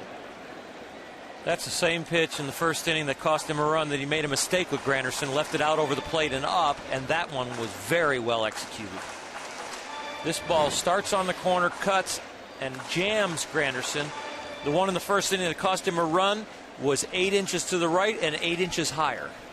Now he's got him set up for that changeup, but do you throw it 3-2 and run the risk of bases loaded? I think he's got to throw his best out pitch no matter what the count is here, because he's down 3-0, and this lineup is devastating at times. And I think he's on the brink of either losing this game or keeping his team in the game. And what's his best out pitch? Whatever feels good in his hand, because he's used everything. I like the curveball right here.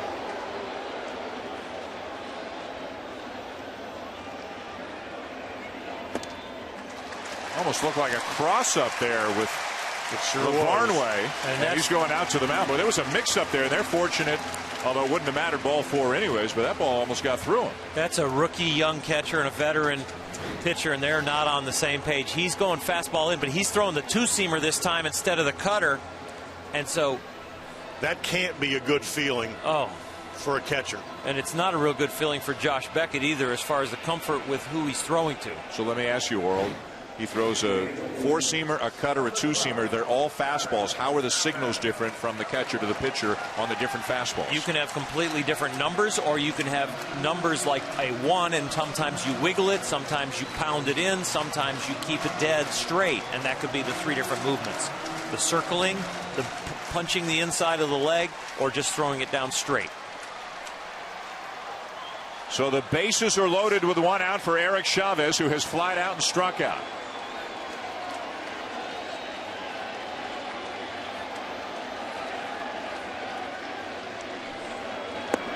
That time it was supposed to be a fastball away, but Beckett missed with his location and missed inside ball 1. Jeter at third. Cano at second.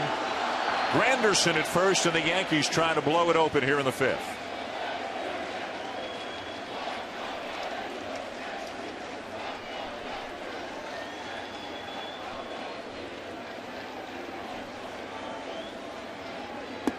Ball 2.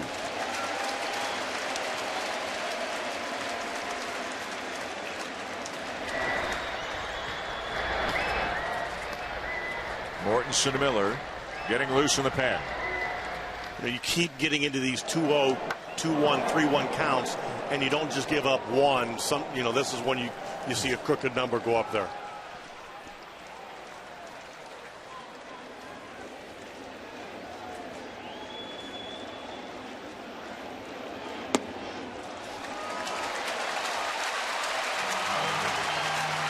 And you're trying so hard, whether you're the catcher or the pitching coach, to instill in Josh Beckett right now.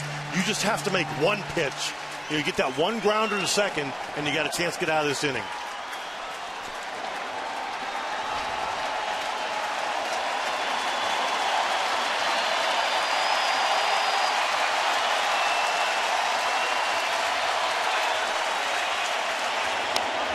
Green light on the 3-0. Infield fly. In effect, the ball's caught in foul territory, so Gonzalez records the second out. What a big pitch that was for Josh Beckett. A sigh of relief on the mound. A little chance at some redemption here to get out of this jam, but it's a fastball right down the middle, and that is the kind of pitch that the veteran Green Light, they swing at. Chavez just a little anxious because it was right down the middle. He got himself out because that ball was right down Broadway. Nice New York reference. Thank you. I got lost there yesterday.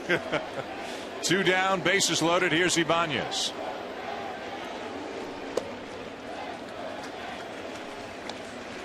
Ibanez tonight 0 for 2 on a couple of groundouts.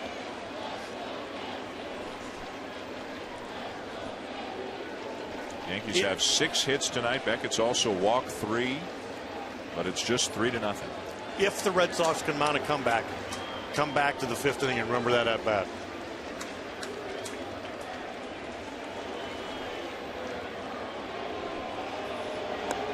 Curveball down and in. It's just what you've been talking about, Tito. He's been battling uphill this whole inning from 2-0 counts. The difference between Kuroda getting people out in the strike zone and attacking, and Josh Beckett trying to get people out from behind in the count out of the strike zone.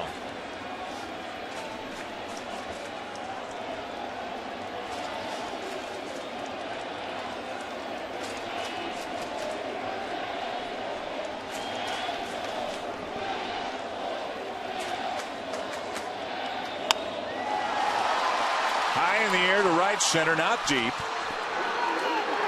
And Beckett gets out of it. Escapes a bases loaded 1-out jam, and it's still just a 3-run game.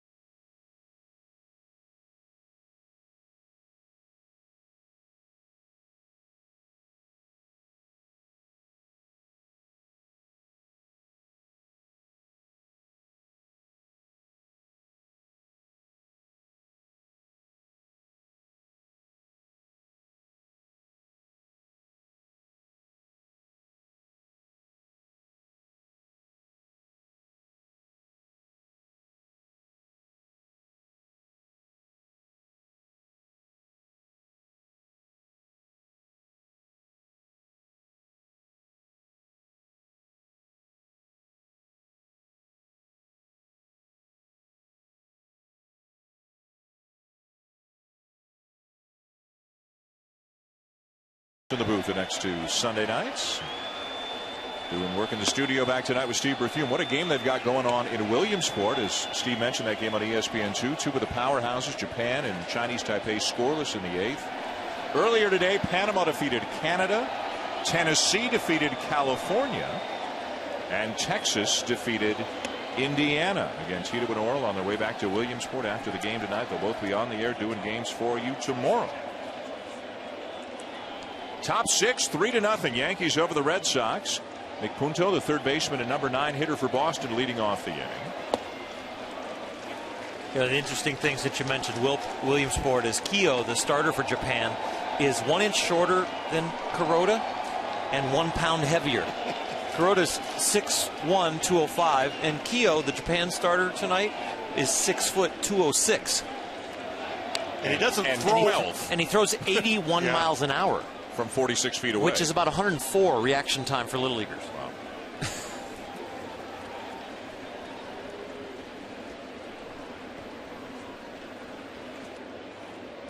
I think the best part is just the enthusiasm the kids play with. You see the smiles. You see them excited when they win, when they make a great catch, when they drive in a big run. Way inside, 2-2. The other day when the little Canadian kid, the left fielder, caught that ball, or the ball caught him. The center fielder made a great diving catch, the kid in left field. And the smile, it was priceless. Yep. I mean, it was just priceless. And he wasn't much bigger than those kids. He was you're a not titan. kidding. 4'8", watching the game today, 4'8", 64 pounds. Punto with a ground ball to second. 1 down. Imagine that, Dan watching the Canadian team play. Got to support your own, right? Hey, if Western Pennsylvania had a team, we wouldn't have found Terry this afternoon. That's true. I'll tell you what, Hiroki Kuroda has been exceptional tonight. We talk about him getting people out in the strike zone, but there was a great pitcher that's going to be in the Hall of Fame soon, Greg Maddux, that said the 1-1 pitch is the most important pitch in baseball. Well, Kuroda's been getting from 1-1 to 1-2 a lot tonight, and then getting people out. And when he does that, he's even in the zone or just barely out of the zone. He gets a lot of swings. Has given up just 2 hits tonight, has not walked a batter. Back to the top of the order for Jacoby Ellsbury.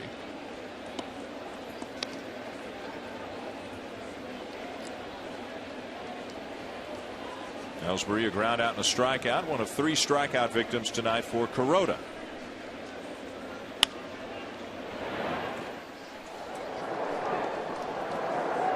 Kuroda may be on the way to adding to his impressive totals already this season. Only he and Felix Hernandez, who threw a perfect game this week, have had 6 starts this year with 7 or more innings and without giving up a run. Pretty impressive group right there. 6 for Felix Hernandez, 6 for Hiroki Kuroda.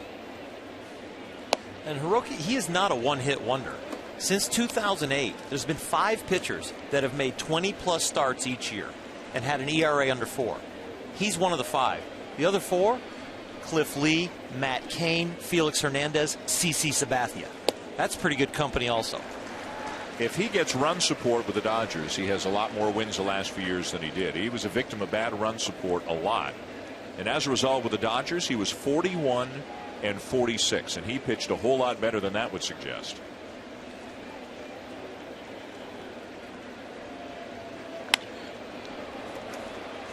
Fly ball shallow left center. 2 down. You know, Terry, we've talked about resting people and watching people's innings and all the different things. Hiroki Kuroda's 37. He could be a very key cog with CC Sabathia to this Yankee rotation. He's proven now he can put up these zeros. Do you start resting him? What do you start doing as you get with a 37-year-old possibly going into it? I keep pitching him. The points you made earlier tonight, I think, are valid. He's kept himself in great shape. He doesn't seem to be wearing down. Now, if he looked up to me like he was wearing down, you could skip him a start. But he looks great to me. I think pitchers sometimes, and you may disagree with me, they may not lose velocity, but they lose command. First, usually. And to me, he's following the glove. It's pinpoint. Outstanding split finger right there, and that is command, and that again is that pitch that looks like it's right down the middle, that makes the hitter want to swing, and then he says, oops, it's a bad location, though, with sharp movement. And you see right there, that's the same exact pitch, but it doesn't start down the middle looking like a strike. And so it's very easy for a big league hitter to take it almost right out of your hand. But visually, the last two pitches, the first one looked like a strike and then danced. The second one looked like a ball and danced. But he can do multiple things here. He can throw a two-seamer down and try to get that grounder in second. Tried to come in and missed by a lot. We haven't seen him do that very much. Nope. And that's what you say, though. That there's the velocity is about the same, but you miss location. So this is when you start looking at 82 pitches. Is fatigue setting in? And there's two, because he missed by a lot, and that one he missed by a little, and that one you'd almost want to miss by a lot. Oh boy. Ball boy wants to. If he could hide in that bucket of baseballs down there, he would right now. He's making an excuse. He lost at the light. Oh, there we go.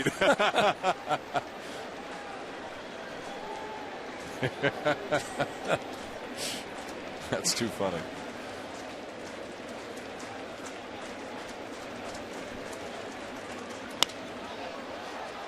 Fly ball to right. Deep but playable. Inning over. 6 shutout innings for Hiroki Kuroda.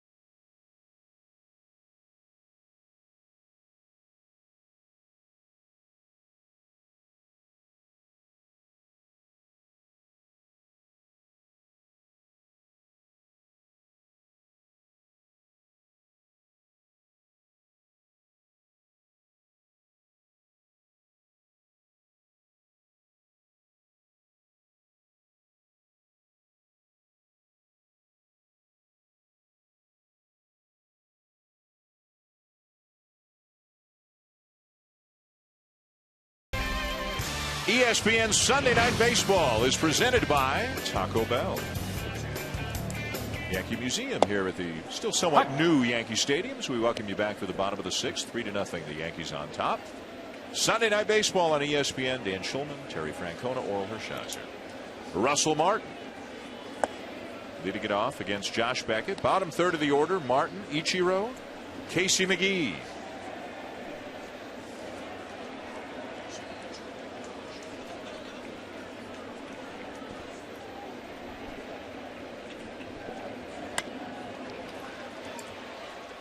Jam shot pop up for out number 1. Well, we told you a little bit earlier tonight that there is a report out that Carl Crawford is going to have surgery Tuesday and his season is over.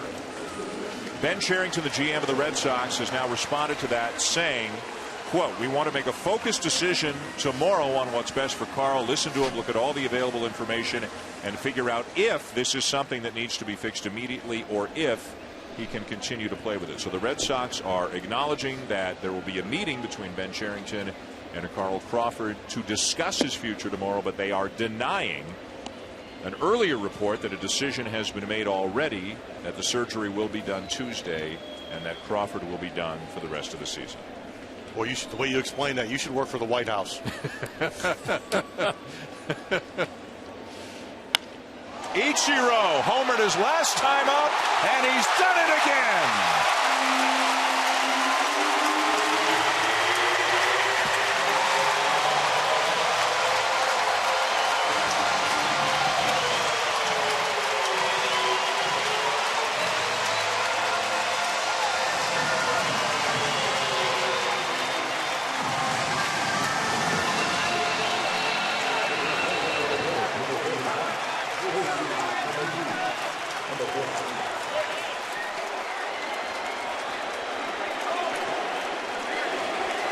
He's not getting out of this one without a curtain call.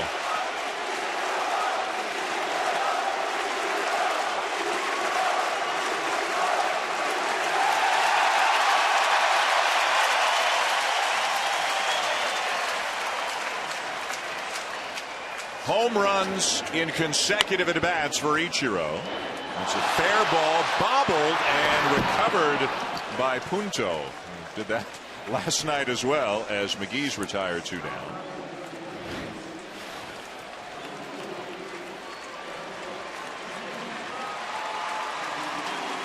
And Ichiro, he has a rare ability where if you throw it in, even though his weight is leaving, he can take that ball with him, especially here in Yankee Stadium. And if the ball's away, that's where you see the momentum continue to go, and he'll flick the ball to left field or hit the grounder and try to beat it out. That first home run he hit, the ball was up and in. He really left the batter's box. The Yankees lead the major leagues in home runs, and thanks to Ichiro, they have added 2 more to their totals here tonight. They're on pace for a franchise record in home runs. Not quite on a pace to break the major league record. But they are indeed the Bronx Bombers this season.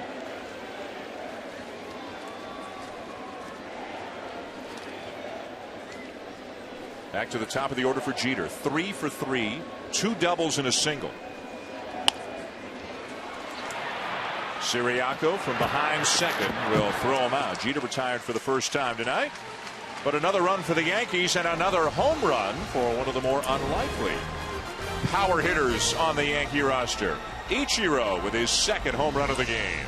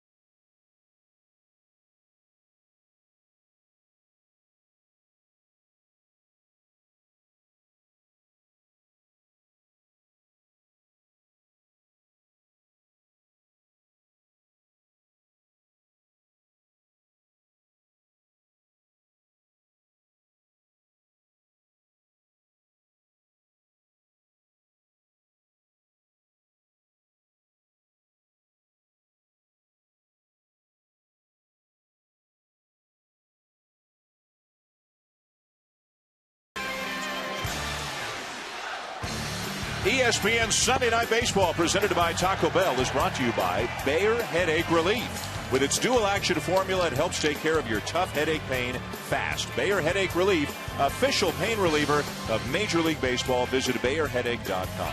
Hand-cooked tires. Be one with it. Hand-cooked tires. And Toyota Care, caring for you and your car. Top 7 of the Bronx. Yankees 4, Red Sox nothing. Dustin Pedroia leading it off, trying to extend a 13-game hitting streak. He's 0 for 2 tonight. The Red Sox have just 2 hits, both of them singles, against Hiroki Kuroda. Pedroia will be followed by Adrian Gonzalez and then Ryan Lavarnway.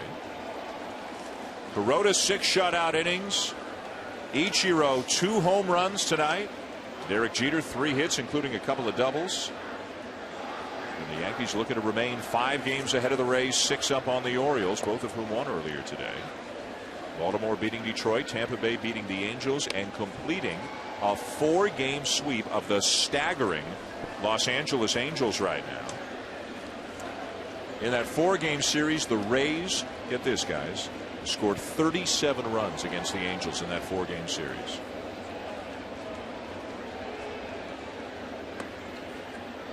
Stating the obvious, but if they hit, I mean, everybody knows they can pitch. The Rays. Yeah. And what a crushing defeat yesterday for the Angels. Up 8, lose 10-8. Matt Moore got the win today, goes to 10-7. Zach Greinke gave up 6 earned runs in 6 innings, took the loss for the Angels.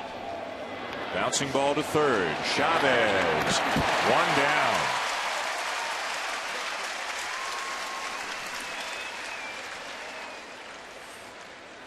So the Orioles and Rays continue to be 2 very good stories as they try to keep the heat on the Yankees, and failing that, trying to secure the wild card spots in the American League. Adam Dunn yesterday hitting career home run number 400. Got to be in the conversation for American League Comeback Player of the Year, I would think, after the kind of year he had last year. Adrian Gonzalez 0 for 2. Another huge story, of course, from the American League this past week, the 23rd perfect game in Major League history, the 3rd this season, remarkably enough. And it belongs to Felix Hernandez of the Seattle Mariners. A fly ball to deep right field. Nothing Ichiro can do about this one. Adrian Gonzalez with another home run. Hit one yesterday as well, and the Red Sox are on the board, trailing 4-1.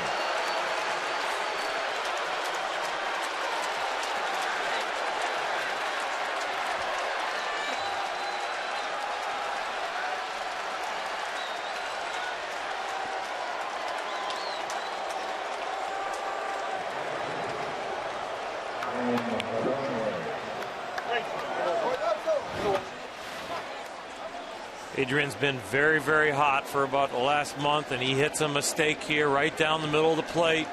It's a slider that doesn't bite, and in the big league, that's a backup slider, meaning it just doesn't break and almost goes backwards. Kuroda mistake that a hot hitter Gonzalez makes him pay. Now, as good a swing as that was, and it was, if you're the Yankees, you're saying, okay, it was a solo. Let's get back on the. And nobody's on base, and you got 1 out.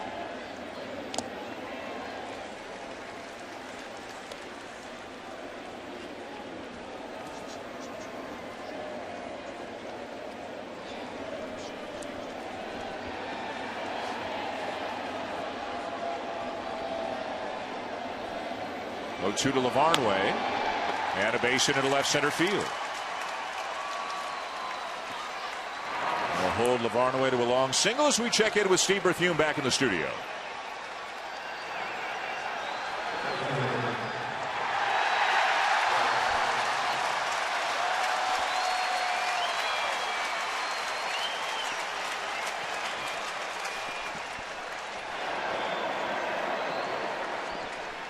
So a thrilling game at Williamsport. Japan and Panama now the 2 undefeated teams on the international side of the bracket.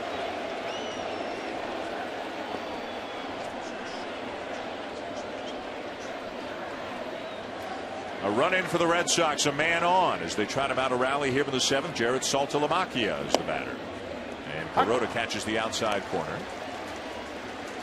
The interesting thing about the little Japanese team at the Williamsport is in their first shutout, they threw their number 1 pitcher and their number 4, and both were unbelievably dominant. So we knew that there were some great arms in the 2 and 3 hole. Of course, you got to be careful with the pitch counts. Yep. All kinds of rules about how many pitches and how many days rest that the kids need. Activity in the Yankee pen. Left-hander Boone Logan, right-hander Cody Epley. This is an instance here. I'm almost surprised the Yankees aren't playing behind the runner. Saltalamacchia, pull hitter, hate for a 2-3 hopper to get through that hole and extend this inning, have first and third. 1 out right now is really important.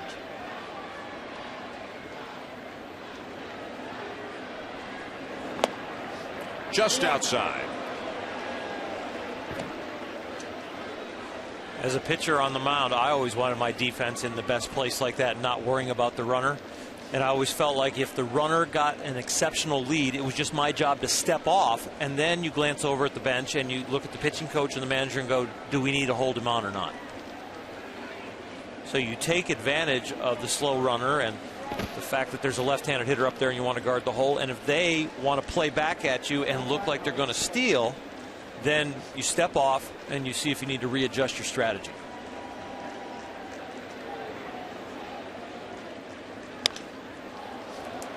A pop-up in a very shallow left field. And on is Ibanez to make the catch, 2 down.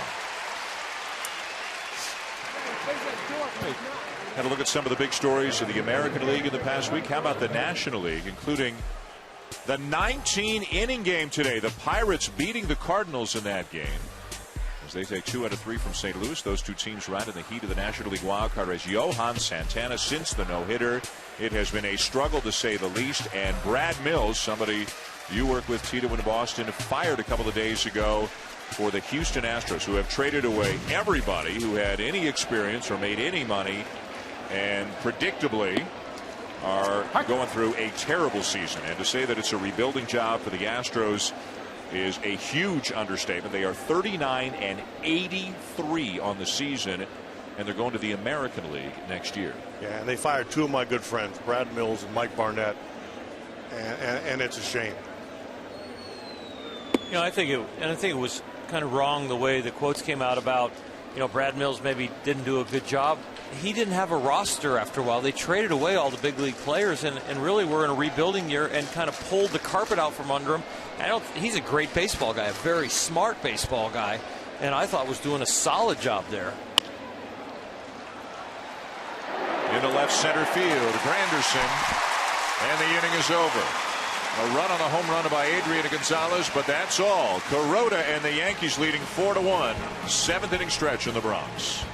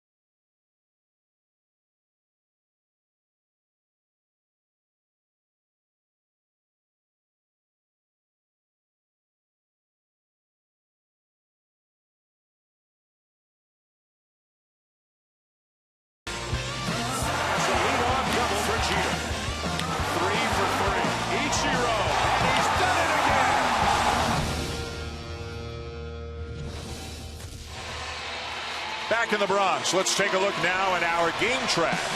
Brought to you by Ram. The Yankees lead the Red Sox 4-1 as we go to the bottom of the 7th. Hiroki Kuroda, another terrific performance. Derek Jeter and Ichiro leading the way offensively. Josh Beckett, a better outing than his last 2. But out of the game now after giving up 4 earned runs, 2 home runs in 6 innings of work. Bobby Valentine goes to the pen for the big left-hander, Andrew Miller, who has been terrific, especially against left-handed batters. A guy, Tito came up and he was supposed to be a great starter and all kinds of promise, and took him a while to harness his mechanics, but he's kind of had a rebirth here midway through his career as a left-handed specialist. He simplified his delivery, and I think you're right. I think he's found a niche, and the inning sets up well for him. Yep. They turn Nick Swisher around. Then they have Cano, Granderson, and Chavez and Ibanez. Now, the only guy out of that group they may hit for is Ibanez, because they want to keep Chavez in for his defense. And by that time, if you hit for Ibanez, then you got your righty. So it sets up really well. Swisher 0 for 2 with a walk, and has hit for a lot more power this year from the left side than the right side.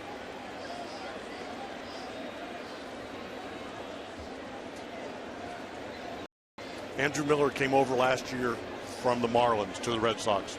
And in spring training, his first outing, he threw his first 3 pitches were 97, 98, 99. Did you like him? I looked up at Theo and gave Theo the thumbs up. Like, bring some more of those guys. But he had a hard time repeating it. And he's actually got a real good feel for a breaking ball. Just couldn't repeat his delivery. Well, he's cut down on his leg kick. And he's throwing a lot more strikes. And you know, I got a chance to chat with him today in the locker room, and he said he really loves the adrenaline rush of the bullpen and coming out. And if you have a bad outing, you know the next night you got a chance of being in there, and instead of sitting around for 4 days like a starting pitcher and dwelling on it, he likes pitching every day, every other day, whatever it takes. He's a fun kid to talk to. He's a deep thinker, but he likes to compete and he likes to pitch. 1 down in the inning now. Cano comes up. Miller this year against left-handed batters, he's held them to a 130 batting average, 9 for 69.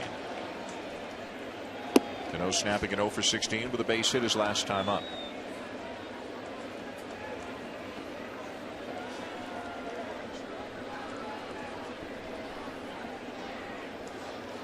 The Yankees with single runs in the 1st, 3rd, 4th, and 6th. The Red Sox just got 1 back in the 7th on the home run by Adrian Gonzalez. David Robertson is up in the Yankee pen, the setup man for them.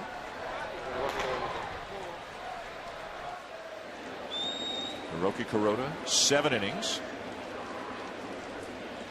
And just 1 run allowed on the home run by Gonzalez as Cano takes inside ball 3. Kuroda still sitting in the dugout as we saw at 101 pitches right now. That home run was only the first guy in the last 2 games to cross second base on him. We only had 1 guy reach second base in his last start against Texas. So he's really been pitching well. Has now gone 7 innings or more as Cano draws the walk in 12 of his last 16 starts.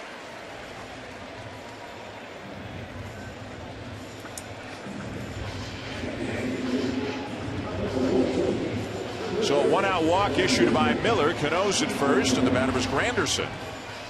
Granderson has doubled in a run and walked twice, one of them intentionally.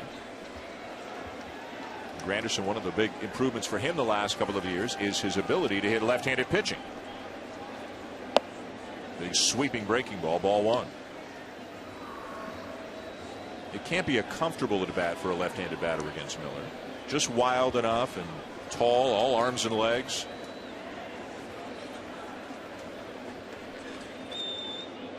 With the simplified delivery, it's probably taken away a little bit of his deception, but he's still 6 foot a lot and throwing from behind the left-hander.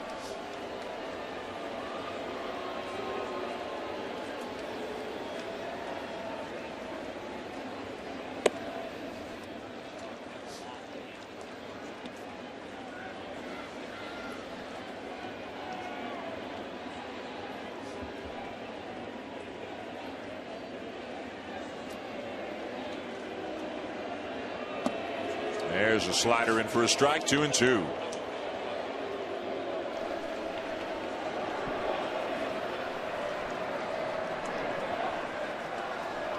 There's Kevin Long, the hitting coach of the Yankees, and I think one of the reasons Granderson's got better against lefties is they worked on his load. And before he turned into this power hitter and really started to get hot and turn his career around, the load of when he goes to transfer his weight is more on the inside of his back leg than on the outside of his back leg in a big stride. So he's more spread out. He's got that load on the inside. And he controls his weight and his timing a lot better.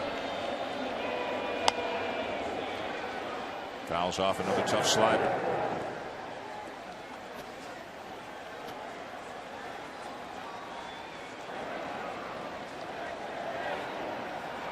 Granderson just adjusted the position of his hands as well. Had his hands further back now than he used to. He's been a big success story for Kevin Long last couple of years. Not here though, and Granderson knew it. 2 down. Baseball's a game of streaks, and you want long hot streaks and short cold streaks. And Grandy's been on a long cold streak right now, but he really turned his career around when he and Kevin Long got on the same page.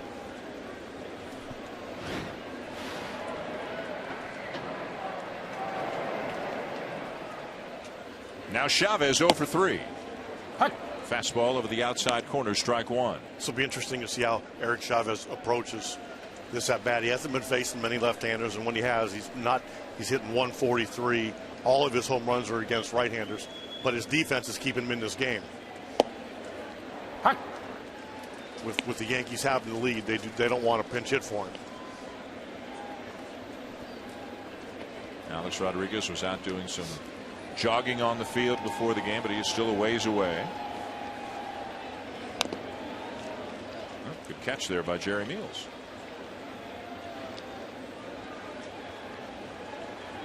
I think that was the description that Terry used on the little left fielder for Canada that caught the ball. It caught him? It caught him. That's not a web gem there for Jerry Meals? No. Not even a nominee.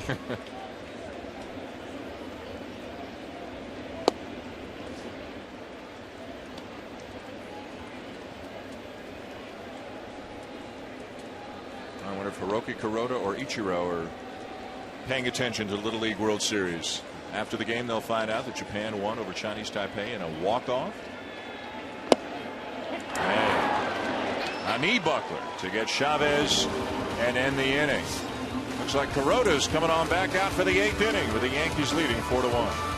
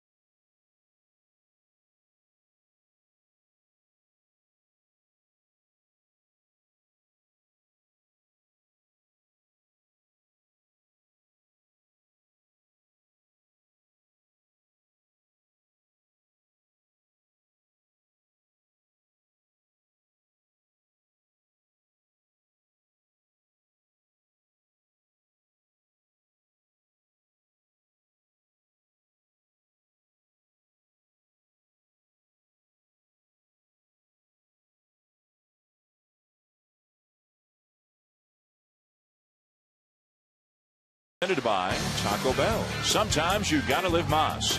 And in part by Kingsford Charcoal. Which school tailgates the best? Voted Kingsford Tailgate Rivalries on ESPN.com/Kingsford. Players decide who wins the game. You decide who wins the tailgate. To the top of the 8th inning of the Bronx, the Yankees lead the Red Sox 4-1. Pedro Siriaco, the number 8 hitter in the Boston lineup, up against Hiroki Kuroda. Siriaco 0 for 2 tonight. After coming into the game 15 for 29 against Yankee pitching this year. Natural position second, playing short tonight. Bobby Valentine telling us before the game, the more versatile he can be, maybe learn to play a little outfield like we saw Jordani Valdespin is now doing with the Mets when we were at Citi Field last week. The more versatile he can be, the more playing time he can get. Well, and I think some of the reason for not optimism, but for just being cautious talking about him in his future is he's got 105 at bats. He's done terrific, but he's got 2 walks. And again, the league makes adjustments. It's hard for a guy to be on that pace and play every day and be productive. But like Bobby was saying, if you can move him around the field, he can steal a base. If he can go to the outfield and cover you there, all of a sudden he finds himself a nice little niche in the major leagues. Off the end of the bat into center field, and Granderson there, 1 down. Matt Kemp, David Price, and Robinson Cano have visited the MLB Fan Cave this season. Check out all the player videos and watch exclusive music videos and interviews with your favorite performers and celebrities by visiting MLBFancave.com. Follow at MLB Fan Cave on Twitter and like the MLB Fan Cave on Facebook. Number 9 hitter Nick Punto is up. He's 1 for 2. 4-1 Yankees, 8th inning.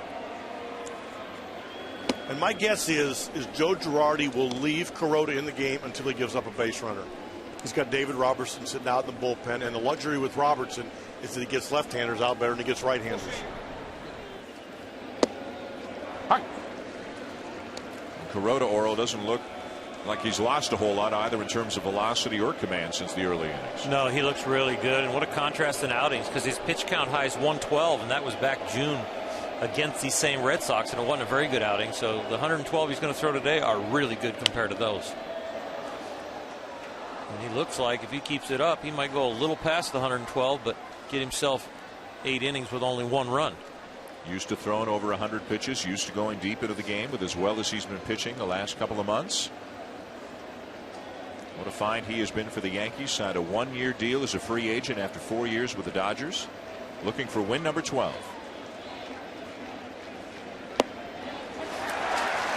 Beautiful 2-seam fastball that he brings back over the inside corner for strike 3 called. That's a pretty pitch.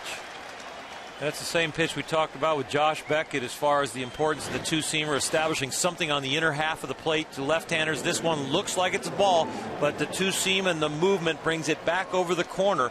That's a really hard pitch for left-handers to hit. You know it's a good pitch when Tito buckles up here in the booth. All these years after his playing days were done. That had a lot of movement on it. 2 down, and here's Ellsbury. And at 93 and 92 miles an hour on that pitch, that's exceptional stuff for a 37-year-old.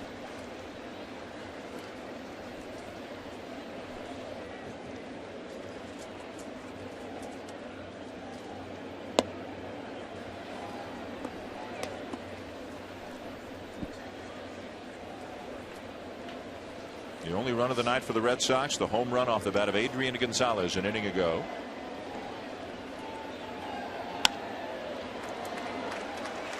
And a lazy fly ball to shallow center. The inning is over. 3 out and 3 down. Kuroda threw 8 with a 3-run lead intact.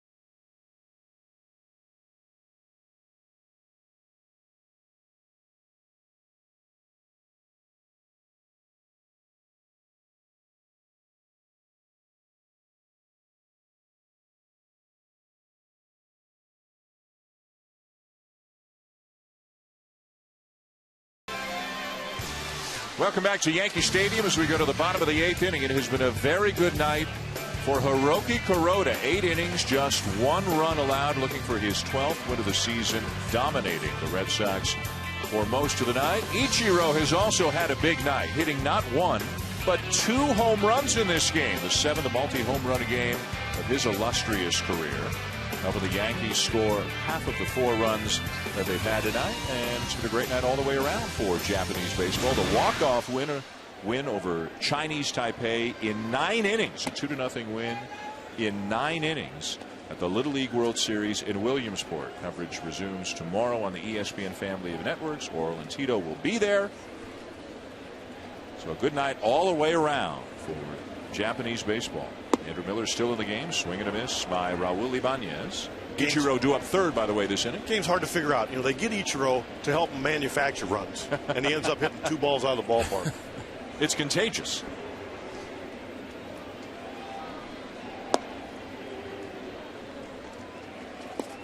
The Yankees, as we mentioned, lead the majors in home runs. They've got 189 this season, on pace for over 250. The franchise record is 244, set 3 years ago. The major league record is 264, set by the Seattle Mariners in 1997. We got 4 possible playoff teams that rely on the home run. Pittsburgh's at 43%, Chicago White Sox 44, almost 45%, and the Baltimore Orioles at 47. And then those Yankees, they're above 50%. Not everybody's playing small ball that might be cruising into the playoffs. The bottom of the heap, you got the Giants at 25.4 and the Dodgers at 27%. 2 tough ballparks to hit home runs in. On comes Ellsbury for out number 1. In games just between the Yankees and Red Sox this season, and this is the 12th game that they have played against each other this year, the home runs for Ichiro tonight now give the Yankees 31 home runs in 12 games against Boston this season.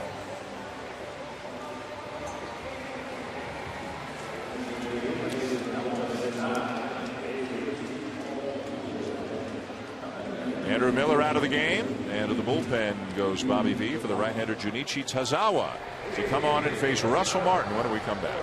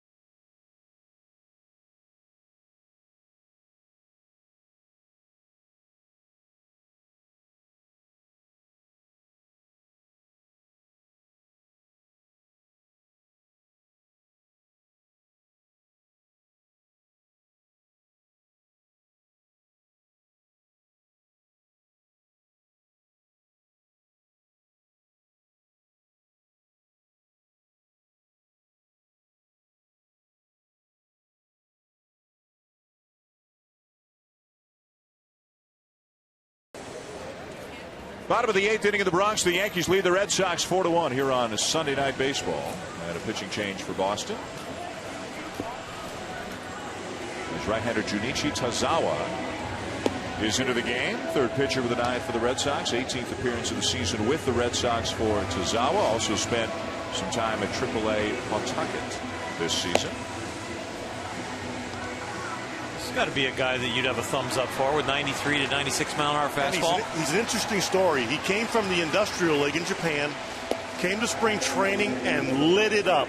If it wouldn't have been for Daniel Bard, he would have been the talk of the Grapefruit League. and he ended up going to Double-A and eventually getting to the major leagues.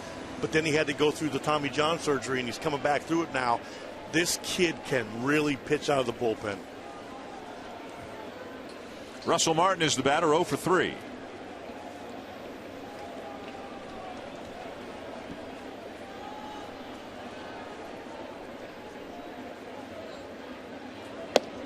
Breaking ball outside, ball 1. Josh Beckett started, went 6 innings, gave up 4 runs on 7 hits. Miller an inning in the 3rd. Now Tozawa in the 8th with Ichiro, who's hit 2 home runs in this game, waiting on deck. 7th multi-home run game of Ichiro's career. He has never hit 3 home runs in a game.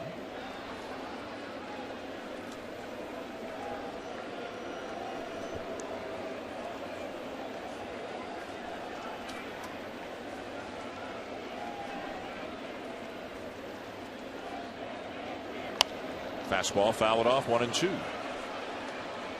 MLB.TV, baseball everywhere. Watch almost 100 out-of-market games live per week on your favorite devices. Visit MLB.TV for details. Selling a lot of Ichiro jerseys in the last few weeks, ever since he became a member of the Yankees.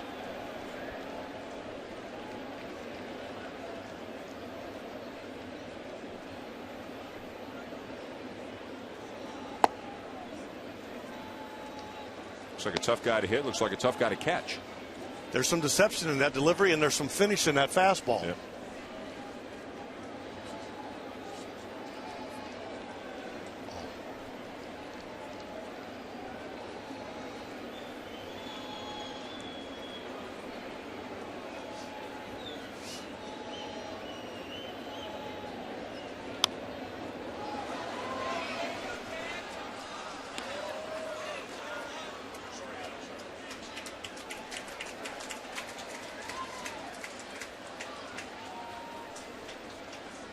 Rafael Soriano is now up for the Yankees. Their closer, in the absence of the injured Mariano Rivera this year, has had a terrific season.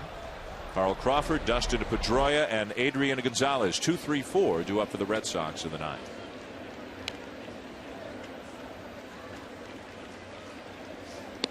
Junichi's got a nice little 4-seam fastball. He's running in there, right in there on the corner, and then he's got that little cutter right there, that last pitch. He's got a couple good little pitches he's locating. You got any kind of a big breaker? No. But, you know, he came into Major League camp right out of the Industrial League and showed no fear.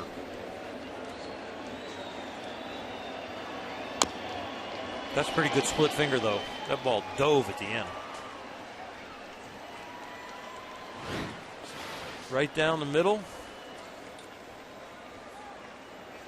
It's not a split finger. It was a slider that went straight down. Acted like a split finger out of the hand.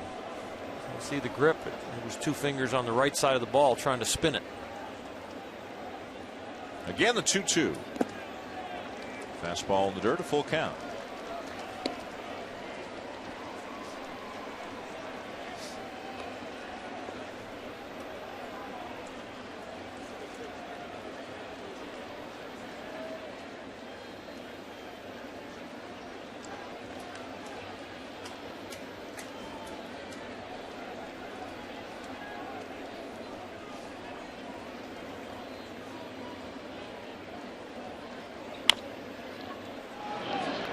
Long throw for Punto, 2 down.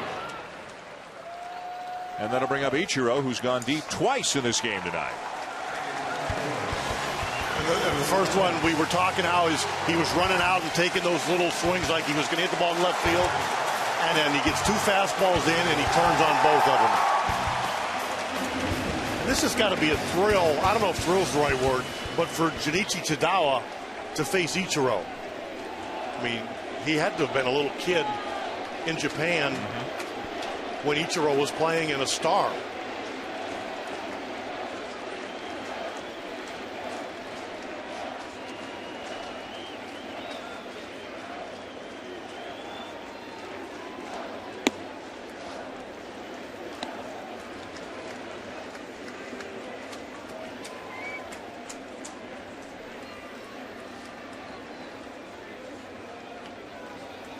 Ichiro, with the hits that he's got tonight, has now had at least one hit in 21 of the 23 games that he has started as a member of the New York Yankees. He's hitting over 300 since he came to the Yankees. That was the home run cut right there, wasn't it? You just never know what he's going to do from swing to swing. But yeah, I would say it's safe to say he wasn't going for a single right there. His hand-eye coordination has to be off the charts because there's a lot of movement in that swing. Yeah, you would wish all the kids have his eye-hand coordination, but not this swing. You teach him more to swing like Cano.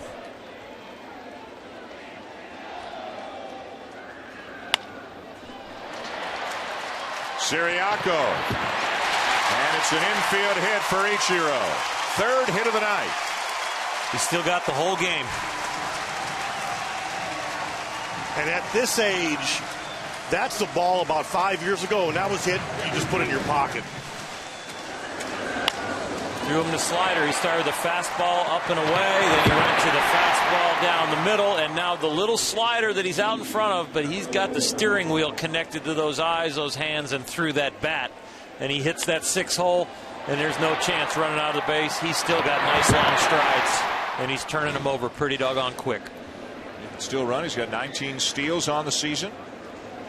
At first with 2 down. 4-1 Yankees bottom 8. The batter was Casey McGee. 0 for 3 on the night. You know, not only has Ichiro ignited the Yankees a little bit, I think the Yankees have ignited him. There's a showman in that body of Ichiro. And you watch him take infield and catch balls, the third out and of a fly ball to right field. He plays with the fans a little bit and kind of catches it with a little style, and he loves this place.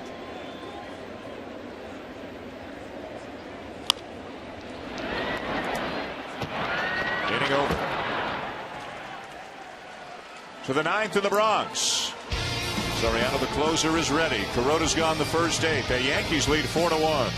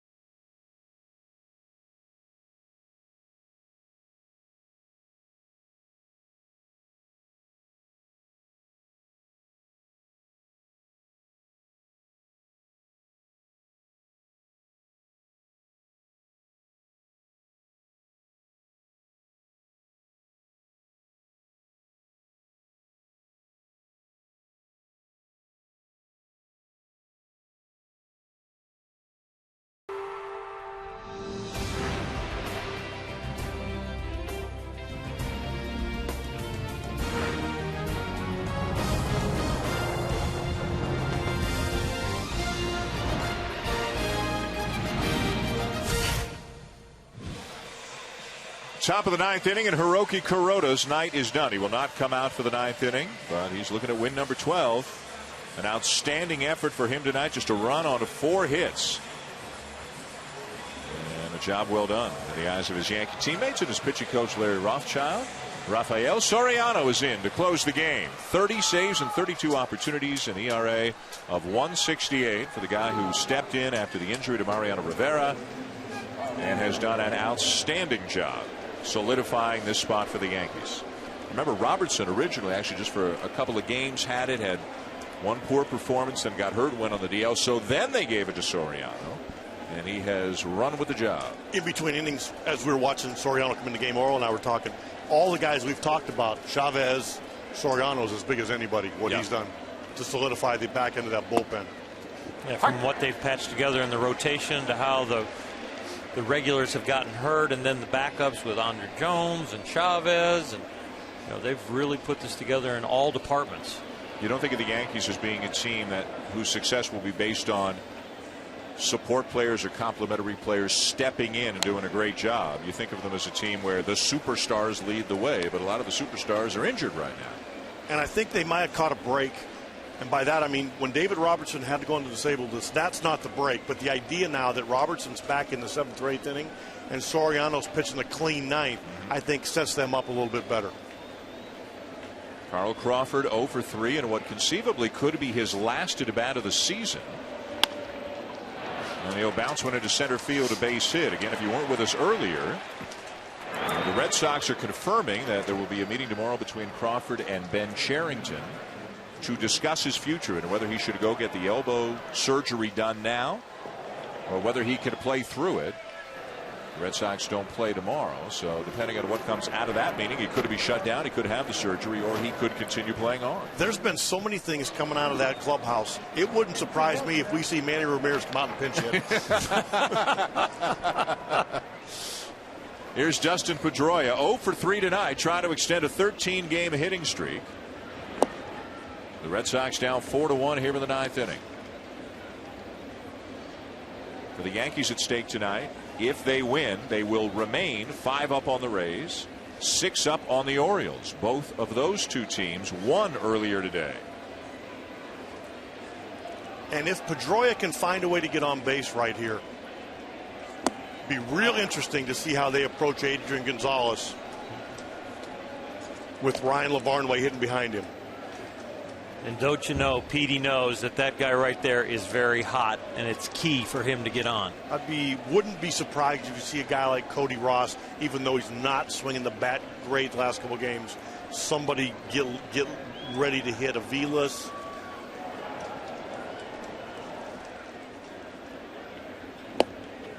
And a strike, 2-1. He doesn't mind hitting with 2 strikes. I wouldn't be surprised if he doesn't take this pitch if it's not right down the middle.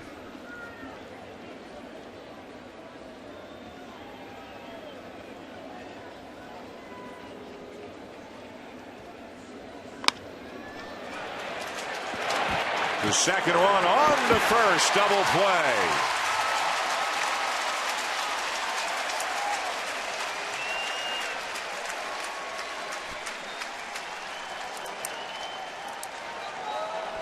So the Red Sox down to their final out. Yankees trying to take 2 out of 3. Adrian Gonzalez the batter, but now they can pitch to him a whole lot more freely than they might have otherwise. And again, it's like his last at bat. He can hit the ball all the way up to the subway. It's only going to count as 1 run. Gonzalez homered his last time up, his 15th of the season, RBI number 85.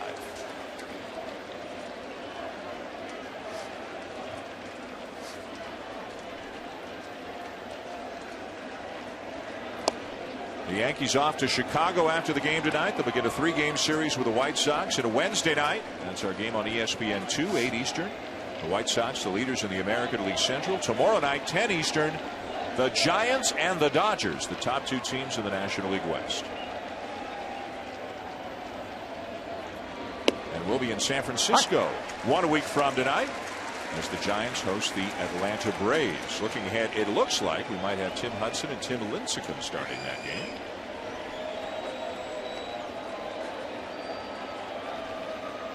Al Crawford looking on for the Red Sox third base dugout. Boston down to its final out, trailing 4-1. 1-2. You know, the last 2 weeks ago we were here and the Red Sox took 2 out of 3. Remember they won that nice game on the Sunday night. I thought they were going to go home and get hot, and it didn't happen.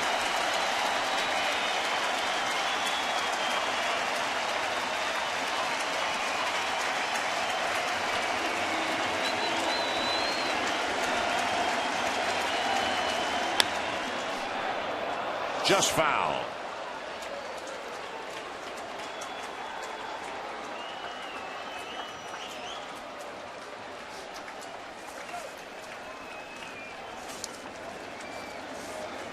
Gonzalez making sure the bat is okay. The Red Sox, if they lose this, will finish up their road trip 4-6, their longest road trip of the season, and the Yankees will improve upon what is already the American League's best record.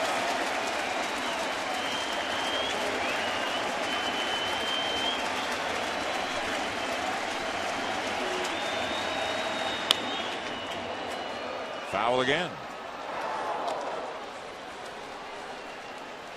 If it holds up, a win for Hiroki Kuroda. He would go to 12-8. A loss for Josh Beckett. He would fall to 5-11. And this would be save number 31 on the season for Soriano.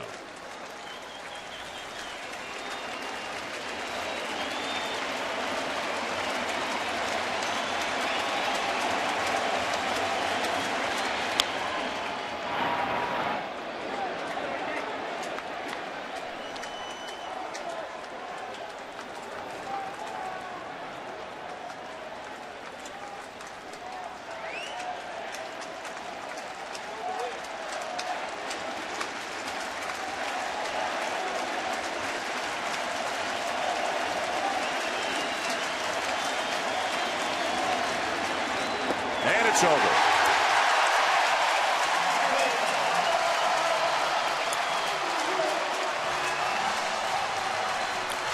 The Yankees beat the Red Sox 4-1 and take 2 out of 3 from Boston in this weekend series.